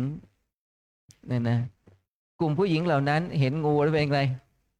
ก็กลัวงูเหมือนกันนะวิ่งไปคนละทิศละทางเลยไปเที่ยวนึงอันนี้ก็นี่แหละเราท่านนั่งหนาว่าการเจริญสติปัฏฐานทั้ง4เนี่ยอันดับแรกเราต้องมีอะไรมีสตินะมีสติเนาะถ้าเห็นก็บอกว่าเห็นหนอได้ยินก็บอกว่าได้ยินหนอนี่เป็นเวทนาทั้งสิ้นเรารู้สึกอย่างไรเรียกว่าเป็นเวทนาสุขกายบ้างทุกข์กายบ้างสุขใจบ้างทุกข์ใจบ้างการได้เห็นการได้ยินการได้กลิ่นการได้ริมรสการได้สัมผัสที่ไม่ก้มเงยเหลียวซ้ายเป็นเวทนาทั้งสิ้นเวทนาแปลว่าความรู้สึกนะเราเองก็มีเวทนาบุคคลอื่นก็มีเวทนาสิ่งไหนที่เราชอบเราก็เรียกว่าสุขสิ่งไหนที่เราไม่ชอบก็เรียกว่าเป็นทุกข์นั่นเองฉะนั้นนักปฏิบัติธรรมจะต้องยอมรับสภาพตามความเป็นจริงต้องกำหนดแบบสังเกตนะต้องกำหนดแบบสังเกตเช่นว่าเดินไม่ต้องถึง19-29เนี่ยเดิน2-3 ก้าวก็เห็นอะไรเห็นสภาวธรรมที่มีความละเอียดอ่อนถ้าเราใส่ใจตั้งใจจะเห็นอาการหนักอาการเบาอาการตึงอาการไหวอาการร้อนอาการนิ่มนวลอาการต่างๆเกิดขึ้นบางครั้งเดินไปเนี่ยน้ำเนี่ยจะไหลออกจากฝ่าเท้าของเรามันจะแฉะเปียกๆเหล่านี้เป็นต้นจะอุ่นๆร้อนๆแล้วก็จะมันมีไอระเหยออกจากจากฝ่าเท้าของเรามือของเราปลายนิ้วของเรามันจะมีเต้นเนาะตุ๊บชีพจรเต้นปลายนิ้วมือทุกนิ้วเนี่ยจะเต้นเราก็จะเห็นได้ชัดอันนี้เป็นต้นถ้าเราพองหนอยุบหนอไม่เห็นหรอกโยมเนาะเจ็บหนออันนั้นเขาเรียกว่าท่องไม่ใช่บริกรรมฉันบริกรรมจะต้องอะไรพิจารณาโดยแยบคายถึงจะเห็นสภาวะธรรมที่ชัดเจนที่มีความละเอียดอ่อนมีความปราณีตมากยิ่งขึ้นมันก็จะถอนอะไรถอนความรู้สึกว่าเป็นเราเป็นของเราได้แต่ถ้าเราไม่กำหนดแบบพิจารณาแล้วก็ไปเจ็บหนอแล้วบอกว่าเจ็บหนอเหมือนกันนะเมื่อไหร่จะหมดเวลาสักทีจะเป็นบุญไหมเนี่ยนี่มันฟุ้งซ่านแล้วเนาะ ตัวเองฟุ้งซ่านคิดไปอย่างอื่นก็ยังไม่รู้อีก อันนี้คือชิ้นที่ว่าบ้าอ่อนๆเนาะเป็นโรคจิตอ่อนแต่เมื่อบุคคลใดเจริญวิปัสสนาแล้วก็จะอารมณ์คนเราจะปรุงแต่งอารมณ์เป็นอย่างนี้นี่เอง เจ็บแล้วก็บอกว่าอะไรเจ็บหนอยอมรับสภาพตามความเป็นจริงนี่คือสติการเจริญวิปัสสนาต้องใช้สติตลอดเวลาเลย ความเพียรพยายามกำหนดเกาะติดสถานการณ์กำหนดแบบจดจ่อต่อเนื่องตั้งมั่นเอาไว้ทรงเอาไว้รักษาอารมณ์ไว้ในอาการต่างๆที่มาปรากฏในกาย เมื่อเรากำหนดกายก็จะเห็นร่างกายนี้มันสกปรกนะครับเห็นร่างกายเป็นมันร้อนบทร้อนก็ร้อนบทหนาวก็หนาวมันจะมีอาการต่างๆทางกายนี้นี่เขาเรียกว่าเวทนา เมื่อกำหนดกายก็จะเห็นเวทนากำหนดเวทนาก็เห็นสภาวะอารมณ์ด้านจิตใจของเราได้ชัดมากยิ่งขึ้นว่าเรามีโทสะเรามีโมหะเรามีวิตกเรามีศรัทธาเรามีพุทธจริตต่างๆเราก็จะรู้จิตในจิตของเราก็สามารถตรวจสอบรู้วาระจิตของเราได้ว่าสภาวะอารมณ์ของเราเป็นอย่างไรก็กำหนดตามอาการในความรู้สึกของเราที่เรารู้สึกของเรารู้นั่นแหละให้กำหนดตามอาการที่เป็นจริงปราศจากการปรุงแต่งถ้าเราปรุงแต่งปุ๊บมันก็เป็นกิเลสละเขาเรียกว่าสังคตธรรมสภาพธรรมที่ปรุงแต่งอารมณ์เรียกสังขารปรุงแต่งนะปรุงแต่งในทางที่ดีก็ได้ปรุงแต่งในทางที่ไม่ดีก็ได้ คนส่วนใหญ่แล้วปรุงแต่งในทางบุญกับบาปเนี่ยถามตัวเราเองว่าเราคิดเป็นบุญกับคิดเป็นบาปวันๆนี่คิดเรื่องบุญคิดเรื่องบาปอันไหนมากกว่ากันอันไหนมากกว่ากันอันนั้นก็ประเมินเราไม่ต้องดูว่าเจ้ากรรมนายเวรที่ไหนเราก็มาดูใครเอ่ยมาดูตัวเราดูวาระจิตของเราก็จะประเมินได้ว่าวันนี้เราฟุ้งซ่านจริงอยู่ความฟุ้งซ่านไม่ดีเป็นอกุศลแต่มาเจริญวิปัสสนาแล้วกำหนดเอาฟุ้งซ่านนั่นแหละเป็นการฝึกจิตอยู่กับมันให้ได้อยู่กับมันให้เป็นฟุ้งหนอนั่นแหละฟุ้งหนอเข้าไปสังเกตไปพิจารณาฟุ้งหนอกำหนดให้แนบแน่นดูอารมณ์ดูลักษณะอาการฟุ้งแล้วก็จะเห็นสภาวะความเป็นทุกข์เป็นอย่างนี้นี่เองฟุ้งหนอจนกว่าความฟุ้งมันเราเคยเห็นพยับแดดไหมแดดร้อนๆเห็นพยับแดดมั้ยเข้าไปใกล้ๆเราเห็นไหมเอ่ยไม่เห็นเนี่ยเวลาฝนตกทายคาตกลงมาเนาะตกสู่พื้นมันเป็นฟองใช่ไหมแล้วมันเป็นอะไรแป๊บหายไปใช่ไหมมันตกมาเป็นฟองมันกระทบพื้นอ่ะมันก็เป็นฟองแล้วก็แป๊บหายไปดังนั้นกำหนดฟุ้งหนอแล้วก็เห็นสภาพอะไรอาการดับของความฟุ้งมันแป๊บอย่างนี้อันนี้ยกตัวอย่างนะแต่ว่าเราไปเดินจงกรมว่าทำไมของโยมไม่เหมือนอาจารย์ที่เทศเลยเดี๋ยวกลายเป็นฟุ้งหนักก็ดีเลยฉะนั้นฟังเอาไว้เพื่ออะไรน้อมนำไปปฏิบัติจริงให้คนพบด้วยตัวของเราเองที่เทศที่บอกนี่คือแนะนำวิธีการปฏิบัติให้เรามีสติกำหนดแบบแน่นแล้วกำหนดแบบพิจารณาแล้วเราก็จะรู้ประจักษ์แจ้งด้วยตัวของเราเองปราศจากการปรุงแต่งเขาเรียกว่าอสังคตธรรมสภาพธรรมที่ไม่ปรุงแต่งก็หมายความว่าเป็นการฝึกจิตของเรามีความซื่อสัตย์ทำให้จิตของเรามีความบริสุทธิ์นั่นเองถ้าเราจิตไม่บริสุทธิ์อย่างอื่นไม่ต้องพูดถึงฉะนั้นเราจะต้องมีสติกำหนดรู้ตามอาการต่างๆตามความเป็นจริงในกายเวทนาจิตธรรมเหล่านี้เป็นต้นอีกนะฉะนั้นเมื่อเราให้ความสำคัญของระดับสติแล้วเราต้องอาศัยความเพียรพยายามอาศัยความเพียรพยายามพระพุทธเจ้าทรงตรัสเอาไว้ว่าวิริเยนะทุกขมัจเจติบุคคลจะล่วงพ้นทุกข์ได้จะต้องอาศัยความเพียรพยายามจะทำบาปก็ใช้ความเพียรพยายามเช่นเดียวกันแต่เป็นบาปนะจะทำคุณงามความดีก็อาศัยความเพียรพยายามเช่นเดียวกันแล้วแต่ใครจะปรุงแต่งไปทิศทางไหนก็ตามอะไรตามวิบากคือผลของแต่ละบุคคลฉะนั้นคนส่วนใหญ่ก็จะมักกล่าวอ้างว่าเรามีเจ้ากรรมนายเวรเยอะแต่จริงๆไม่ใช่ใครก็เรานั่นแหละปรุงแต่งเองใช่ไหมเราปรุงแต่งเราสร้างเองนะมันจึงเป็นอุปนิสัยก็ได้เป็นวิบากเป็นผลที่นะเช่นเราก็ดูหน้าตา ดูลักษณะการพูด ดูกิริยาท่าทางเราก็จะสามารถรู้ได้คนนี้มีอุปนิสัยเป็นอย่างไรใช่ไหมคนนี้การทำงานเป็นอย่างไร แล้วก็รู้ว่าพอจะรู้ว่าคนนี้เป็นอย่างไรเหล่านี้เป็นต้นเองนะแต่เราไม่ต้องรู้เขาหรอกรู้ตนเองนั่นแหละฉะนั้นการปฏิบัติธรรมก็คือมาดูตนเองมาฝึกตนเอง จะได้มาวัดไม่ได้มาวัดก็ต้องมาดูกายดูใจของเราเอง แต่ถ้าเราไปคิดดักทางคนนั้นดักทางคนนี้ไปรู้ใจคนนั้นไปรู้ใจคนนี้ไปใส่ใจคนนั้นใส่ใจคนนี้เราเนี่ยก็จะเป็นทุกข์จริงไหมเอ่ยเห็นด้วยไหมข้อนี้ไปรู้เรื่องของคนนั้นไปรู้เรื่องของคนโน้นคนนี้ไปรู้เรื่องของชายแดนไปรู้เรื่องอะไรไม่รู้เนี่ยฟุ้งซ่านถามว่ารู้แล้วได้อะไรก็ได้รู้นั่นแหละรู้ได้อะไรก็ได้รู้แต่ใจมันก็ไม่สงบใช่ไหมมันใจมันก็ไม่สงบแต่ถ้าเรามีสติเราสามารถรู้ดังที่ยกตัวอย่างเดินไม่กี่ก้าวแล้วก็รู้อะไรรู้เท่าทันพิจารณากายในกายได้อย่างแนบแน่นรู้ท้องยุบได้อย่างแนบแน่นรู้ความเจ็บความปวดได้อย่างชัดเจนนี่เขาเรียกว่าสมาธิแปลว่าจิตตั้งมั่นปัญญารู้ตามความเป็นจริงสำหรับโยคีใหม่อาจจะฟังแล้วงงว่าท่านเทศเรื่องอะไรก็ท่านเทศเรื่องอะไรมีสติกำหนดนั่นเองให้ใส่ใจกันสตินี่อันดับแรกเพราะว่าสตินั้นเราต้องใช้ตลอดชีวิตสตินี่นะถ้าคนเราไม่มีสติเวลามีอะไรเกิดขึ้นก็ไม่สามารถควบคุมอารมณ์และพฤติกรรมตนเองได้ถ้าขาดสติเดี๋ยวก็ด่ากันเดี๋ยวก็ทะเลาะกันขาดสตินี่เดี๋ยวทะเลาะกันละใช่ไหมขาดสติปุ๊บเดี๋ยวหงุดหงิดละหงุดขัดเคืองใจละไม่ชอบแล้วแต่ถ้าบุคคลที่มีโทสะจริตมันไวมันเกิดขึ้นไวแล้วก็ดับไวราคะช้า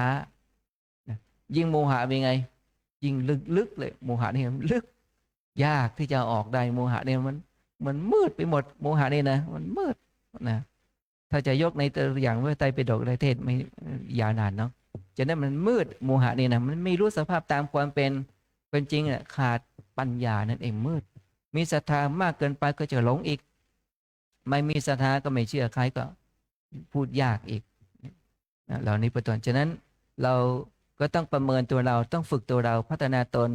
เองฉะนั้นการเจริญสติปัฏฐานก็คือการมาดูตัวของเราเองอาศัยสติกำหนดรู้ฉะนั้นคำปริกรรมภาวนานี้จะต้องอาศัยกำหนดแบบจดจ่อต่อเนื่อง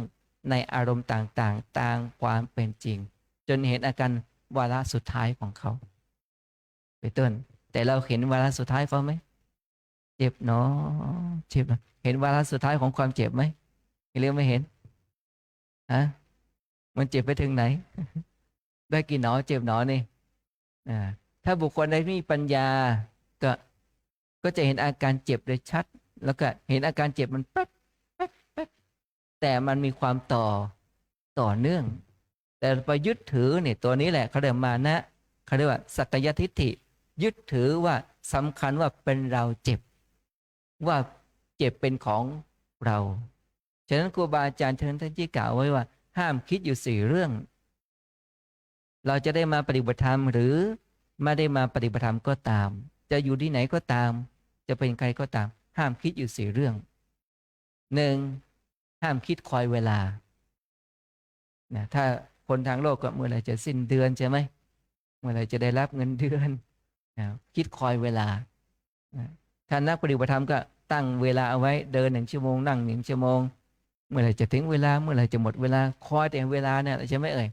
ฉะนั้นเราไม่ได้เดินเอาเวลาแต่เราเดินให้มีสติกำหนดรู้เพื่อไม่ปรุงแต่งเพื่อจะเห็นศึกษาเรียนรู้พิจารณากายในกายไม่ใช่เอาเวลาแต่เราตั้งค่าไว้ตั้งค่าเวลาไว้แต่ว่าไม่ต้องกังวลเรื่องเวลา1ห้ามคิดคอยเวลาว่าเมื่อไหร่จะหมดเวลาเมื่อไหร่จะมีเสียงเตือนสักทีห้ามคิดแต่ไม่ความคิดเกิดขึ้นก็คิดหนอนั่นแหละคิดหนอบุคคลบางคนเดี๋ยวก็เหลือบดูนาฬิกาเดี๋ยวก็เหลือบดูนาฬิกาไม่เป็นต้นสมัยผู้ปฏิบัติใหม่ๆกับท่านเจ้าคุณอาจารย์ก็ได้ความรู้จากเจ้าคุณอาจารย์ได้เยอะเลยแหละที่ท่านได้มอบถ่ายทอดความรู้วิธีการกำหนดวิธีการปฏิบัติ22 วันนะอยู่ในห้องกรรมฐานนะโยมปฏิบัติในห้องกรรมฐานยกเว้นออกมา บิณฑบาตน้องก็เข้าอยู่ห้อง แล้วก็มาสอบอารมณ์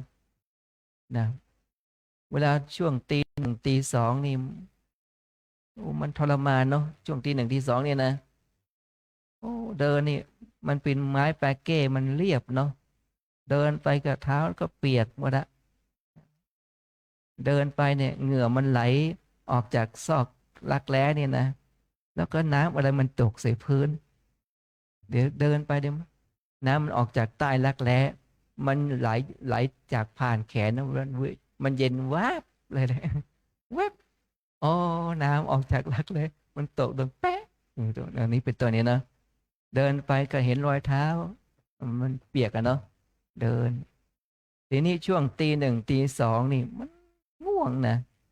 ง่วงเดินพื้นไม้แปะเก้มสบายเกินไปคนอื่นเขาหลับหมดอะนะก็เดินนั่งเอาหินกรวดนะเอาไปวางไว้ที่ไม้ในห้องวางไว้เป็นจุดทางเดินจงกรมวางไว้เป็นจุดก็เดินบนหินกรวดนั่นแหละนะหินเกรดอะเนี่ยหินเกรดเล็กๆก่อนเล็กๆก็เหยียบไปนะขณะที่ค่อยๆเหยียบลงไปเนี่ยหินมันบุ๋มไปในเท้าฝ่าเท้าหินมันบุ๋มเข้าไปแล้วก็ค่อยๆยกขึ้นมาก็เจ็บหนอนะก็ได้อารมณ์ดีอะไรลงนะบางครั้งหินมันแหลมมันแทงเข้าไปแต่มันไม่เข้ามันแทงเข้าไปแล้วก็ยกขึ้นมามันติดเท้านะยกขึ้นมาติดเท้าค่อยๆเหยียบไปอีกหินอีกกองหนึ่งหินกระทบกับหินเท้าของเรากดไว้เนี่ยหินมันแตกดังกึ๊บดังกั๊บเป็นต้นเดินก็ได้อารมณ์ดีนะอะไรนี้เป็นต้นนะก็ได้สภาวธรรมเยอะแยะมันเห็นอาการต่างๆเกิดขึ้นเนี่ยเห็นเวทนาเห็นจิต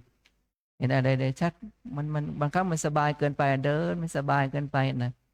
อะไรมาใส่ให้จะได้เห็นเวทนาสติก็จะมีมากขึ้นนะนั่งได้ค้นพบสภาวะต่างๆฉะนั้นเราท่านทั้งหลายเนี่ยสตินี่สำคัญต้องกำหนดแบบแนบแน่นจดจ่อต่อเนื่องตัวมันจะไหวตึงหย่อนเนี่ยแข้งขามันหดมันสั้นมันยาวอย่างไรก็จะเห็นอาการกล้ามเนื้อของเราต่างๆเนาะเส้นเอ็นมันน้อยรัดมันตึงอะไรทั้งหลายทั้งปวงมันอุ่นมันร้อนอย่างไรสังเกตพิจารณาเราจะเห็นความเปลี่ยนแปลงของเขาได้ชัดฉะนั้นข้อที่1สำหรับนักปฏิบัติธรรมก็คือ1ห้ามคิดคอยเวลาเนาะถ้าคอยเวลามันจะทุกข์ใจจะฟุ้งซ่านนะ2ห้ามคิดอยากให้เขาหายเมื่อมีการเดินจงกรมนั่งสมาธิปฏิบัติมากๆเนี่ยก็จะได้ค้นพบความเจ็บความปวดแน่นอนเวทนานั่ง1 ชั่วโมงมันไม่พอหรอกโยมต้อง1.5 ชั่วโมง1.5 ชั่วโมงก็มันไม่พอหรอกโยมต้อง2 ชั่วโมง2 ชั่วโมงก็มันไม่พอหรอกต้อง2 ชั่วโมงครึ่ง2 ชั่วโมงครึ่งก็ยังไม่พอต้อง3 ชั่วโมง3 ชั่วโมงก็ยังไม่พอนะโยมนะมันถึงจะเห็นเวทนาได้ชัดให้ถึงที่สุดเหล่านี้เป็นต้นก็เห็นได้ชัดแต่ไม่ใช่เป็นการทรมานการทรมานก็อดข้าวอดน้ำกั้นลมหายใจเนาะแต่นี้เรายังฉันข้าวยังหายใจเราเคลื่อนไหวได้อยู่แต่เรานั่งนิ่งๆเอาไว้เพื่อจะศึกษาอะไรพิจารณากายในกายก็จะเห็นเวทนาว่ามันดำเนินกายเจ็บตรงนี้สมมติเจ็บที่หัวเข่าขวาปวดหนอเนี่ยจนสิ้นสุดเดี๋ยวมันย้ายไปที่ข้างซ้ายบางครั้งเจ็บข้างขวายังไม่หายข้างซ้ายมาแทรกก็ไปกำหนดที่ข้างซ้ายยังไม่หายไปไงเจ็บที่ข้อเท้ายังไม่หายมันเจ็บที่อื่นอีกฉะนั้นจากอารมณ์หนึ่งไปสู่อีกอารมณ์หนึ่งความรู้สึกอย่างหนึ่งไปสู่อีกต้องกำหนดเป็นไปอย่างต่อเนื่องมันจะเปลี่ยนแปลงอยู่เรื่อยนะแต่เราจะต้องนิ่งเอาไว้ทำใจนิ่งเอาไว้ข้อที่2เมื่อโยคีค้นพบเวทนาแล้วห้ามอะไรห้ามคิดอยากให้เขาหายเมื่อไหร่จะหายเมื่อกี้คอยเวลาใช่ไหมเมื่อไหร่จะหมดเวลาไม่ใช่ถึงเวลาฉะนั้นเราไม่ต้องกังวลเรื่องของเวลาแต่ถ้ามันมีความกังวลเกิดขึ้นก็กำหนดไม่ผิดไม่เสียหายก็คิดหนอนั่นแหละนะคิดจนวาระจิตสุดท้ายที่จิตมันดับความคิดนั้นได้เราก็จะไม่กังวลเรื่องของเวลาละทีเมื่อมาเจอความเจ็บความปวดใช่ไหมเจอความเจ็บความปวดแล้วก็ไม่ต้องคิดว่า เมื่อไหร่จะหาย เมื่อไหร่จะหายเจ็บหายปวดไม่ต้องกังวลไม่กังวลห้ามคิดอยากให้เขาหายเจ็บหายปวดไวๆไม่ต้องคิดนะถ้าเราคิดมันหายมันหายเจ็บหายปวดไม่เอ่ยมันหายไหมมันไม่หายนะเราคิดได้อะเพ้อฝันได้แต่มันทำไม่ได้เรานี่หน้าที่ของเราคือกำหนดนะกำหนดตัวเวทนาข้อที่สองห้ามคิดอยากให้เขาหายฉะนั้นการปฏิบัติธรรมไม่ใช่กำหนดให้เขาหายแต่กำหนดให้รู้สภาวะต่างๆตามความเป็นจริงนี่เป็นการฝึกให้เรามีสติแล้วเป็นการฝึกให้เรามีความซื่อสัตย์โดยเฉพาะความซื่อสัตย์สุจริตด้วยตัวของเราเองจะเป็นอุปนิสัยของเราเวลาเราไปทำการทำงานอะไรก็จะทำได้เลยทำด้วยความใส่ใจทำด้วยความตั้งใจในสาระที่เรารับผิดชอบในงานต่างๆเหล่านี้เป็นต้นนะเมื่อค้นพบเวทนาแล้วก็จะเห็นสภาวะจิตของเราข้อที่สามก็คือห้ามคิดเอาชนะความเจ็บความปวดดูซิความเจ็บความปวดใครจะแน่กว่ากันเราจะเอาชนะให้ได้จะเอาชนะให้ได้ใช่ไหมไม่ต้องคิดแล้วนี่จะเป็นอุปนิสัยเมื่อเราไปทำการทำงานเราก็จะเอาชนะคนโน้นเอาชนะคนนี้ไปคัดค้านคนนั้นไปคัดค้านคนนี้ใช่ไหมก็จะทะเลาะกันนั่นแหละฉะนั้นการปฏิบัติธรรมหรือว่าเราไม่ได้ปฏิบัติเราจะไปคิดเอาชนะคนนั้นคนนี้คิดชนะกิเลสนะดีที่สุดคิดชนะเอาใจตนชนะใจตนเองดีที่สุดจริงไหมเอ่ยไม่ต้องคิดเอาชนะคนอื่นเขาต้องกลับมาดูกายใจของเราเจอความเจ็บความปวดอย่าไปคิดเอาแพ้เอาชนะแต่ให้เรากำหนดตามความเป็นจริงในสภาพธรรมนั้นเป็นการฝึกความซื่อสัตย์อาศัยอะไรอาศัยสติคือระลึกได้ระลึกรู้ความหัวระลึกกิริยาที่ระลึกที่แนบชิดสนิทเตือนบ่อยๆทรงเอาไว้จำเอาไว้อยู่ในอาการต่างๆตามความเป็นจริงในอารมณ์นั้นๆที่เราได้สัมผัสด้วยตัวของเราเองรู้แทนกันไม่ได้นั่นประเด็นรู้คนอื่นเขารู้ตัวเองดีที่สุดเตือนตัวเองดีที่สุดสอนตัวเองดีที่สุดเนี่ยใส่ใจตัวเองดีที่สุดนะฉะนั้นข้อที่สามก็คือห้ามคิดเอาชนะความเจ็บความปวดเราคิดชนะได้แต่มันไม่ชนะหรอกเพราะการคิดจะเอาชนะเป็นสภาวะของกิเลสอย่างหนึ่งเป็นโลภะถ้ามันไม่หายก็เกิดอะไรเกิดปฏิฆะความขัดเคืองใจอีกแล้วทำให้จิตของเราขุ่นมัวและเศร้าหมองก็จะติดเป็นนิสัยฉะนั้นเราเจริญวิปัสสนากรรมฐานเป็นการสร้างอะไรสร้างสุขนิสัยสร้างจิตวิสัยของเราสร้างนิสัยให้เป็นนิสัยที่ดีนั่นเองมีความซื่อสัตย์ข้อสุดท้ายเรื่องของความคิดห้ามคิดอยากให้เขาอยากรู้ว่ามันจะหายไปแบบไหนเกิดความสงสัยจะหายไปได้อย่างไรไม่ต้องสงสัยนะโยคีนะแต่หน้าที่ของเราให้กำหนดตามความเป็นจริงพอแล้วล่ะนะ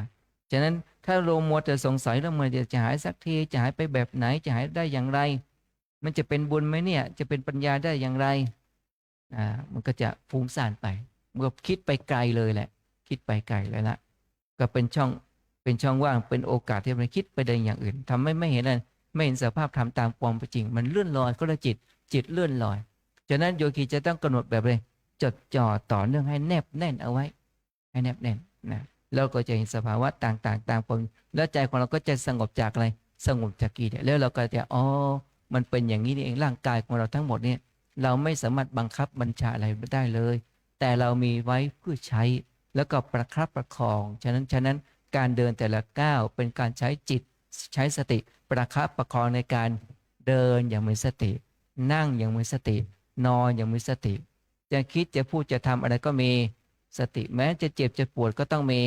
สติประกอบแล้วก็อาศัยความเพียรพยายามกำหนดเป็นไปอย่างต่อเนื่องแล้วปัญญาญาณก็จะเกิดขึ้นกับเราแล้วเราก็จะเห็นว่ารูปณะลักขณังรูปมีลักษณะผุพังแตกสลายเป็นลักษณะเราบังคับบัญชาไม่ได้แต่เราอยู่เพื่อประคับประคองเรายืมเข้ามาใช้เท่านั้นเองประคับประคองเขานะใช้เขาในทางที่ดีก็คือเอาร่างกายเอามาเป็นประโยชน์ในการทำคุณงามความดีทุกประการตั้งแต่เราตื่นจนกว่าเราหมดความรู้สึกคือหลับสนิทหรือเรานั่งหลับสนิทไปเป็นต้นมันวิบเดียวเท่านั้นแหละกำหนดพองยุบใช่ไหมนั่งไปดูพองมันวิบเดียวมันหายไปแล้วดับไปแล้วตื่นมาอีกทีเป็นไงตื่นก็รู้ว่าตื่นตื่นมาก็อะไรได้ยินตื่นมาก็ได้ยินถ้าลืมตามมาก็ได้เห็น นะหายใจก็ได้อะไรได้กลิ่นแล้วก็จะรู้สัมผัสในอายตนะเหล่านี้ แล้วก็มันไม่มีอะไรเป็นของเราได้มันเป็นเพียงสภาวะธาตุรู้เท่านั้นเอง แล้วก็จะเป็นไปเพื่อคลายความยึดมั่นแล้วก็ร่างกายของเราก็เต็มไปด้วยของปฏิกูลไม่สวยไม่งาม เต็มไปด้วยรังของโรคเราเมื่อรู้อย่างนี้เราก็จะได้เข้าใจแล้วก็จะดูแลเขาตามความเหมาะสมเหล่านี้เป็นต้นฉะนั้นเมื่อโยคีบุคคลเจริญสติปัฏฐานทั้ง4ในกายเวทนาจิตธรรมอาศัยองค์ธรรม3ประการก็คือสติเป็นหลักสำคัญข้อที่1เนาะข้อที่2ก็คือความเพียรอย่างยิ่งยวดสติไม่มีก็ทำให้มีสติไม่เกิดก็ทำให้เกิดให้มากขึ้นทำให้มากขึ้นทำให้เพิ่มเติมสติมากขึ้นไม่ว่าเราจะอยู่ในสถานะใดก็ตามก็ขอเรามีสติระลึกรู้ด้วยความไม่ประมาทเป็นต้นวิริยะความเพียรพยายามไม่มีความเพียรก็พยายามให้มากขึ้นพยายามมากขึ้นถึงแม้จะมีกิเลสตัณหาบ้างอ่อนแอบ้างย่อหย่อนบ้างก็พยายามทำความเพียรให้มากขึ้นนะเราก็รู้ว่าที่ไม่ชีอาราธนาทำเนี่ยกิเลสน้อยก็ยังมีอยู่ใช่ไหมกิเลสนั้นก็ค่อยฝึกไปเราก็จะได้มาดูอะไรดูสภาพกิเลสตัณหาของเราแล้วเราก็จะเรียกว่าอะไรอ่านตัวออกบอกตัวถูกเห็นตัวได้ใช้จะตัวเป็นการได้เห็นก็เห็นอย่างมีสติการได้ยินเสียงต่างๆก็ได้ยินอย่างมีสติเราจะได้มีอะไรมนสิการพิจารณาโดยแยบคายว่าเห็นอย่างนี้รูปอย่างนี้เสียงอย่างนี้กลิ่นอย่างนี้มันเป็นอย่างไรแล้วเราก็จะรู้ประเมินผลด้วยตัวของเราว่าเราชอบหรือไม่ชอบหรือว่าเฉยเป็นกลางๆแล้วเราก็จะตัดสินอารมณ์แล้วเราก็จะไ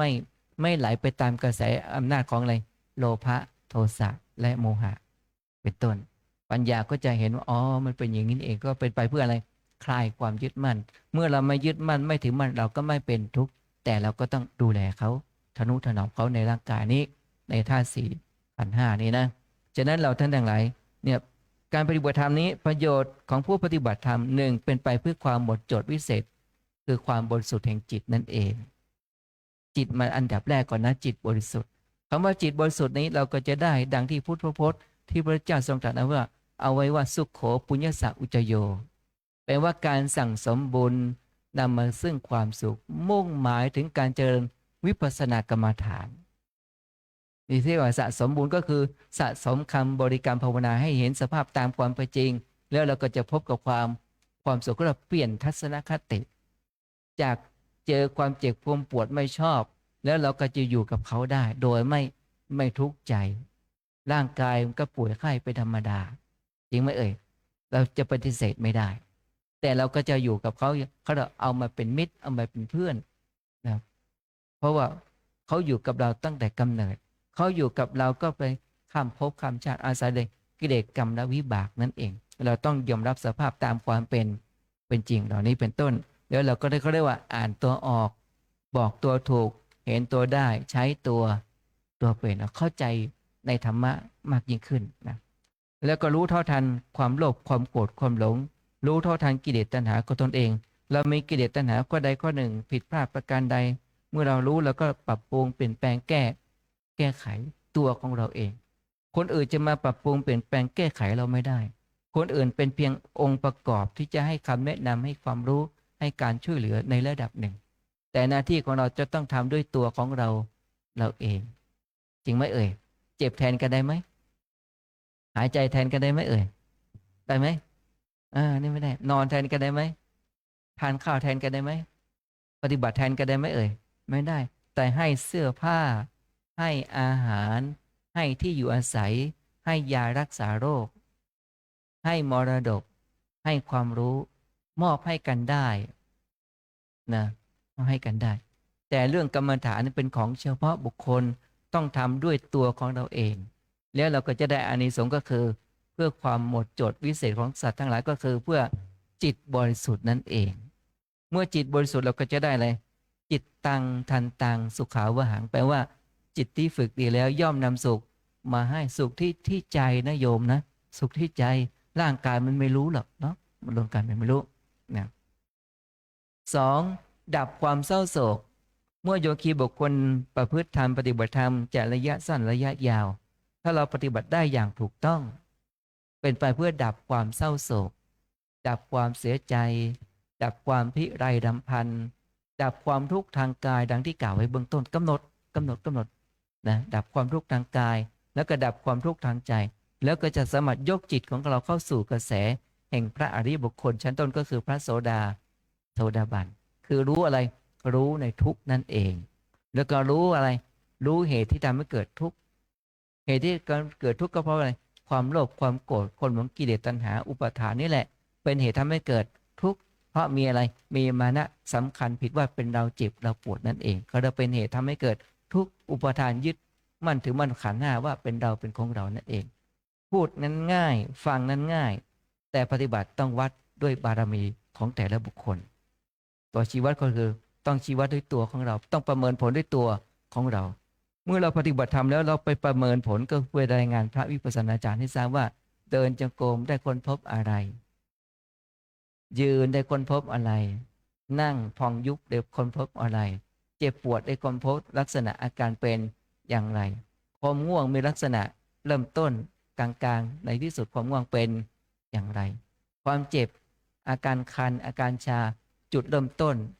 แล้วตั้งอยู่แล้วหายไปอย่างไรต้องรายงานต้นกลางปลายต้นกลางปลายตลอดเหล่านี้เป็นต้นนี่นะให้เราเข้าใจแล้วเราจะรู้อะไรรู้ในทุกข์รู้เหตุที่ทำให้เกิดทุกข์คือกิเลสตัณหารู้วิธีการดับทุกข์ก็คือมีสติกำหนดรู้ตามลักษณะอาการตามความเป็นจริงแล้วก็เมื่อเราปฏิบัติได้อย่างนี้แล้วเราเข้าใจแล้วก็เข้าสู่กระแสของอริยบุคคลก็คือเข้าถึงอริยสัจสี่นั่นเองคือเข้าใจอริยสัจสี่อย่างแท้อย่างท่องแท้ปรากฏด้วยตัวของเราเองด้วยประสบการณ์ตัวของเราเองแล้วก็สามารถปรับเปลี่ยนอุปาณิสัยได้ฉะนั้นวิปัสสนากรรมฐานเปลี่ยนทัศนคติเปลี่ยนอุปาณิสัยได้เปลี่ยนบุคลิกภาพได้แล้วเปลี่ยนเปลี่ยนจิตเป็นใจเป็นในทางที่ดีได้จากเราเป็นคนดีอยู่แล้วเป็นคนดีมากยิ่งขึ้นจะมีความมั่นคงในความดีดังที่พระองค์ทรงตรัสไว้สุขโขปุญญสักอุจโยแปลการสั่งสมบุญนำมาซึ่งความสุขบุญขั้นต้นก็คือการให้ทานอันนี้เราไม่กล่าวถึงกันแล้วเนาะเราก็เข้าใจกันดีบุญเกิดจากการรักษาศีลอันนี้เกี่ยวกับสังคมเกี่ยวกับระเบียบวินัยแต่ภาวนานี้บุญเกิดจากการภาวนาต้องทำด้วยตนเองทำแทนกันไม่ได้ดังนั้นการแสดงพระธรรมเทศนาเรื่องของกาเลนะธรรมสวนังการให้ธรรมะตามกาลเวลาก็เห็นว่าพอสมควรแก่เวลาก็ขอยุติลงคงไว้แต่เพียงเท่านี้เอวังก็มีด้วยประกาละชะนี้หันธรรมยังสาธุกรังกโรมาเซสาธุสาธุสาธุอหังพุทธันจะธัมมันจะสังฆันจะสรณังคตาอุปาสิกตังเทเสสิงภิกขุสังคัสสะสัมมุขาเอตังเมสรณังเขมังเอตังสรณมุตตมังเอตังสรณมาคมะสัพพทุกขาปมุญเจเรยะถาพลังเจริยาหังสัมมาสัมพุทธัสสะสนังทุกขานิสรณเสวะภาคีนิสสะอนาคเตกายเยนะวาจายะวเจตสาวาพุทเทกุกัมมังปะกะตังมะยายังพุทโธปฏิคันหตุอัจจยันตังกาลันตะเรสังวริตุงวะพุทเทกราบกายเยนะวาจายะวเจตสาวาธัมเมกุกัมมังปะกะตังมะยายังธัมโมปฏิคันหตุอัจจยันตังกาลันตะเรสังวริตุงวะธัมเมกราบกาเยนะวาจายะวเจตสาวาสังเคกุกัมมังปะกะตังมะยายังสังโฆปฏิคันหตุอัจจยันตังกาลันตะเรสังวริตุงวะสังเคกราบ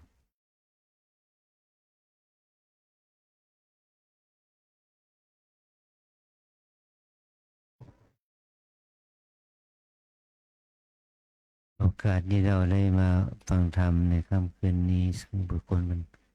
เป็นวันโกน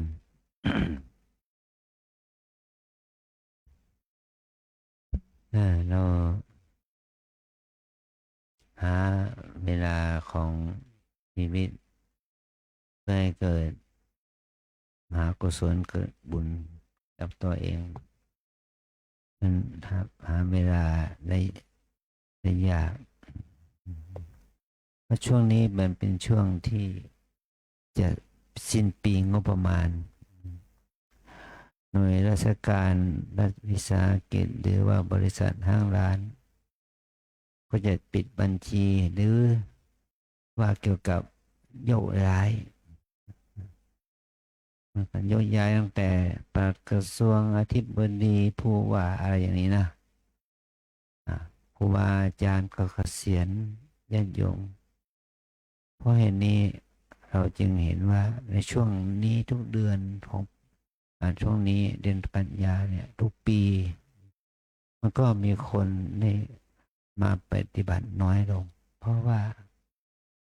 แต่ละองค์กรแต่ละหน่วยงาน มันก็เกี่ยวกับจะโยกจะย้ายจะเกษียณจะปิดงบประมาณอะไรต่อมีอะไรเขาต้องเอาอาศัย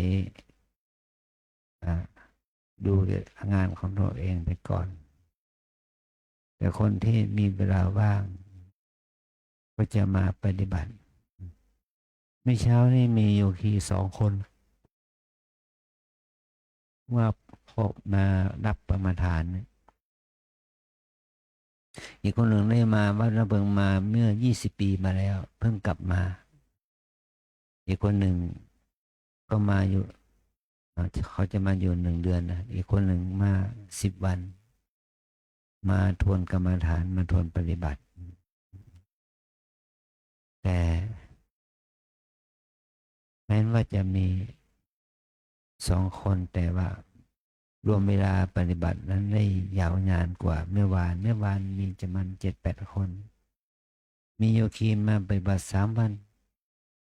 เป็นส่วนมาก มีโยคีชายมาคนหนึ่ง7 วัน ก็มีปริมาณคนมาก แต่ได้เวลาน้อย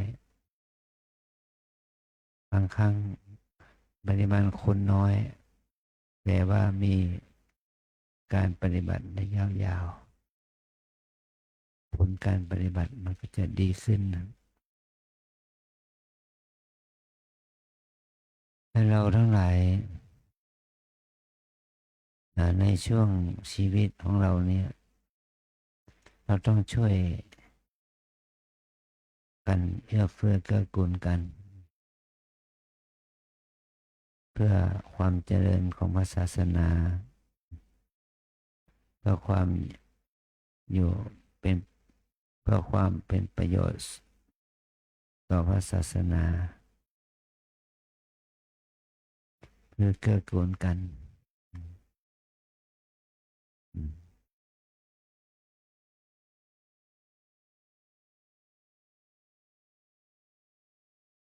เมื่อเราอยู่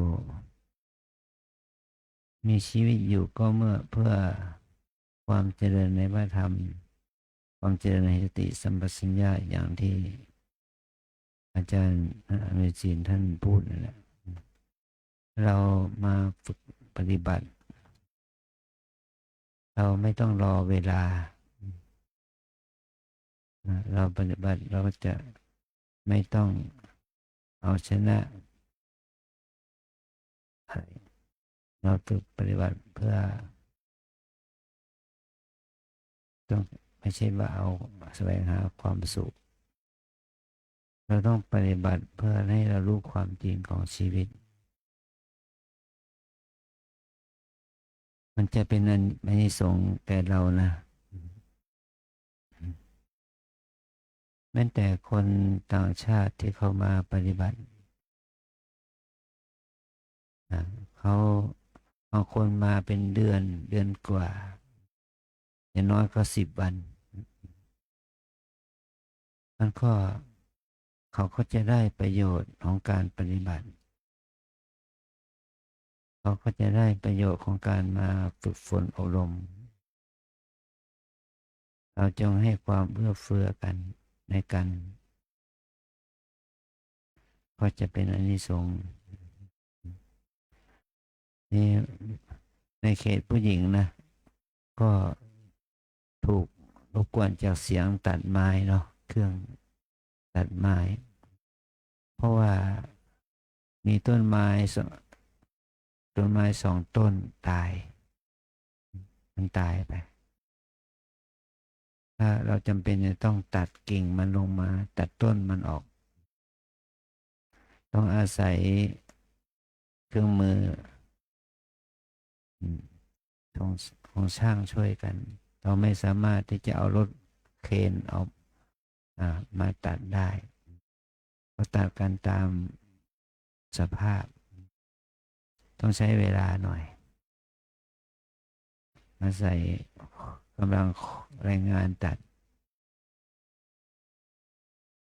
บางคนยังมีเสียงรบกวนเราเพราะเราหน่อยนะ มันเป็นธรรมดานะเราจะไม่ต้องรบกวนเสียง เราจะเมื่อเราปฏิบัติก็รู้ว่าเสียงรบกวนเรา แต่ความจริงแล้วเราเองไปรบกวนเสียง อยากจะให้มันสงบแต่ถ้าเราได้เสียงมากระทบหูก็ทำให้เราอยากจะไม่ให้ได้ยินนะครับว่ามันหนวกหู แต่หนวกหูมันก็ดีกว่าหูหนวกนะ ถ้าเราหนวกหูก็ยังพอไหว แต่หูหนวกเนี่ยมีปัญหาเนาะเป็นพิการเป็นคนพิการกันเราต้องเข้าใจเหตุปัจจัยของสิ่งแวดล้อมนะขอให้เพราะเราจะได้ไหว้พระกราบพระเนาะ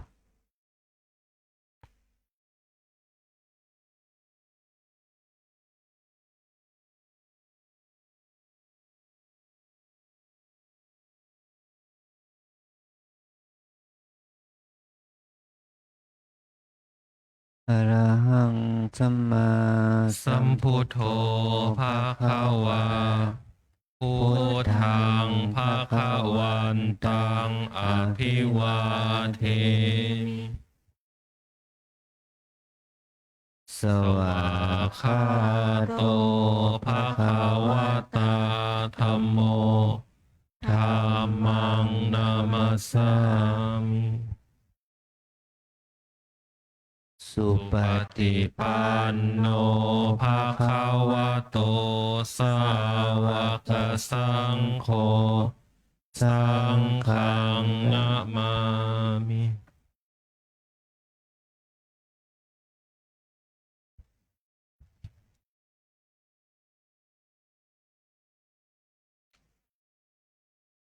เดี๋ยวขอนิมนต์พระภิกษุสงฆ์กราบก่อนนะ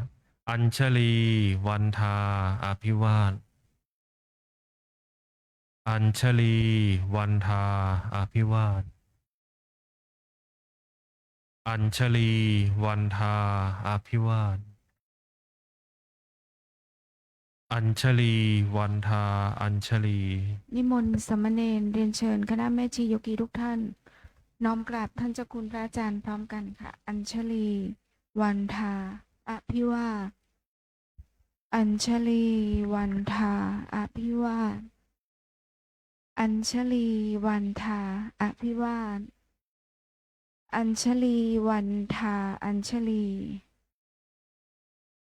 ตาโลธรรมาวัฏันติอายุวันโนสุขังพลัง สาธุ สาธุ สาธุ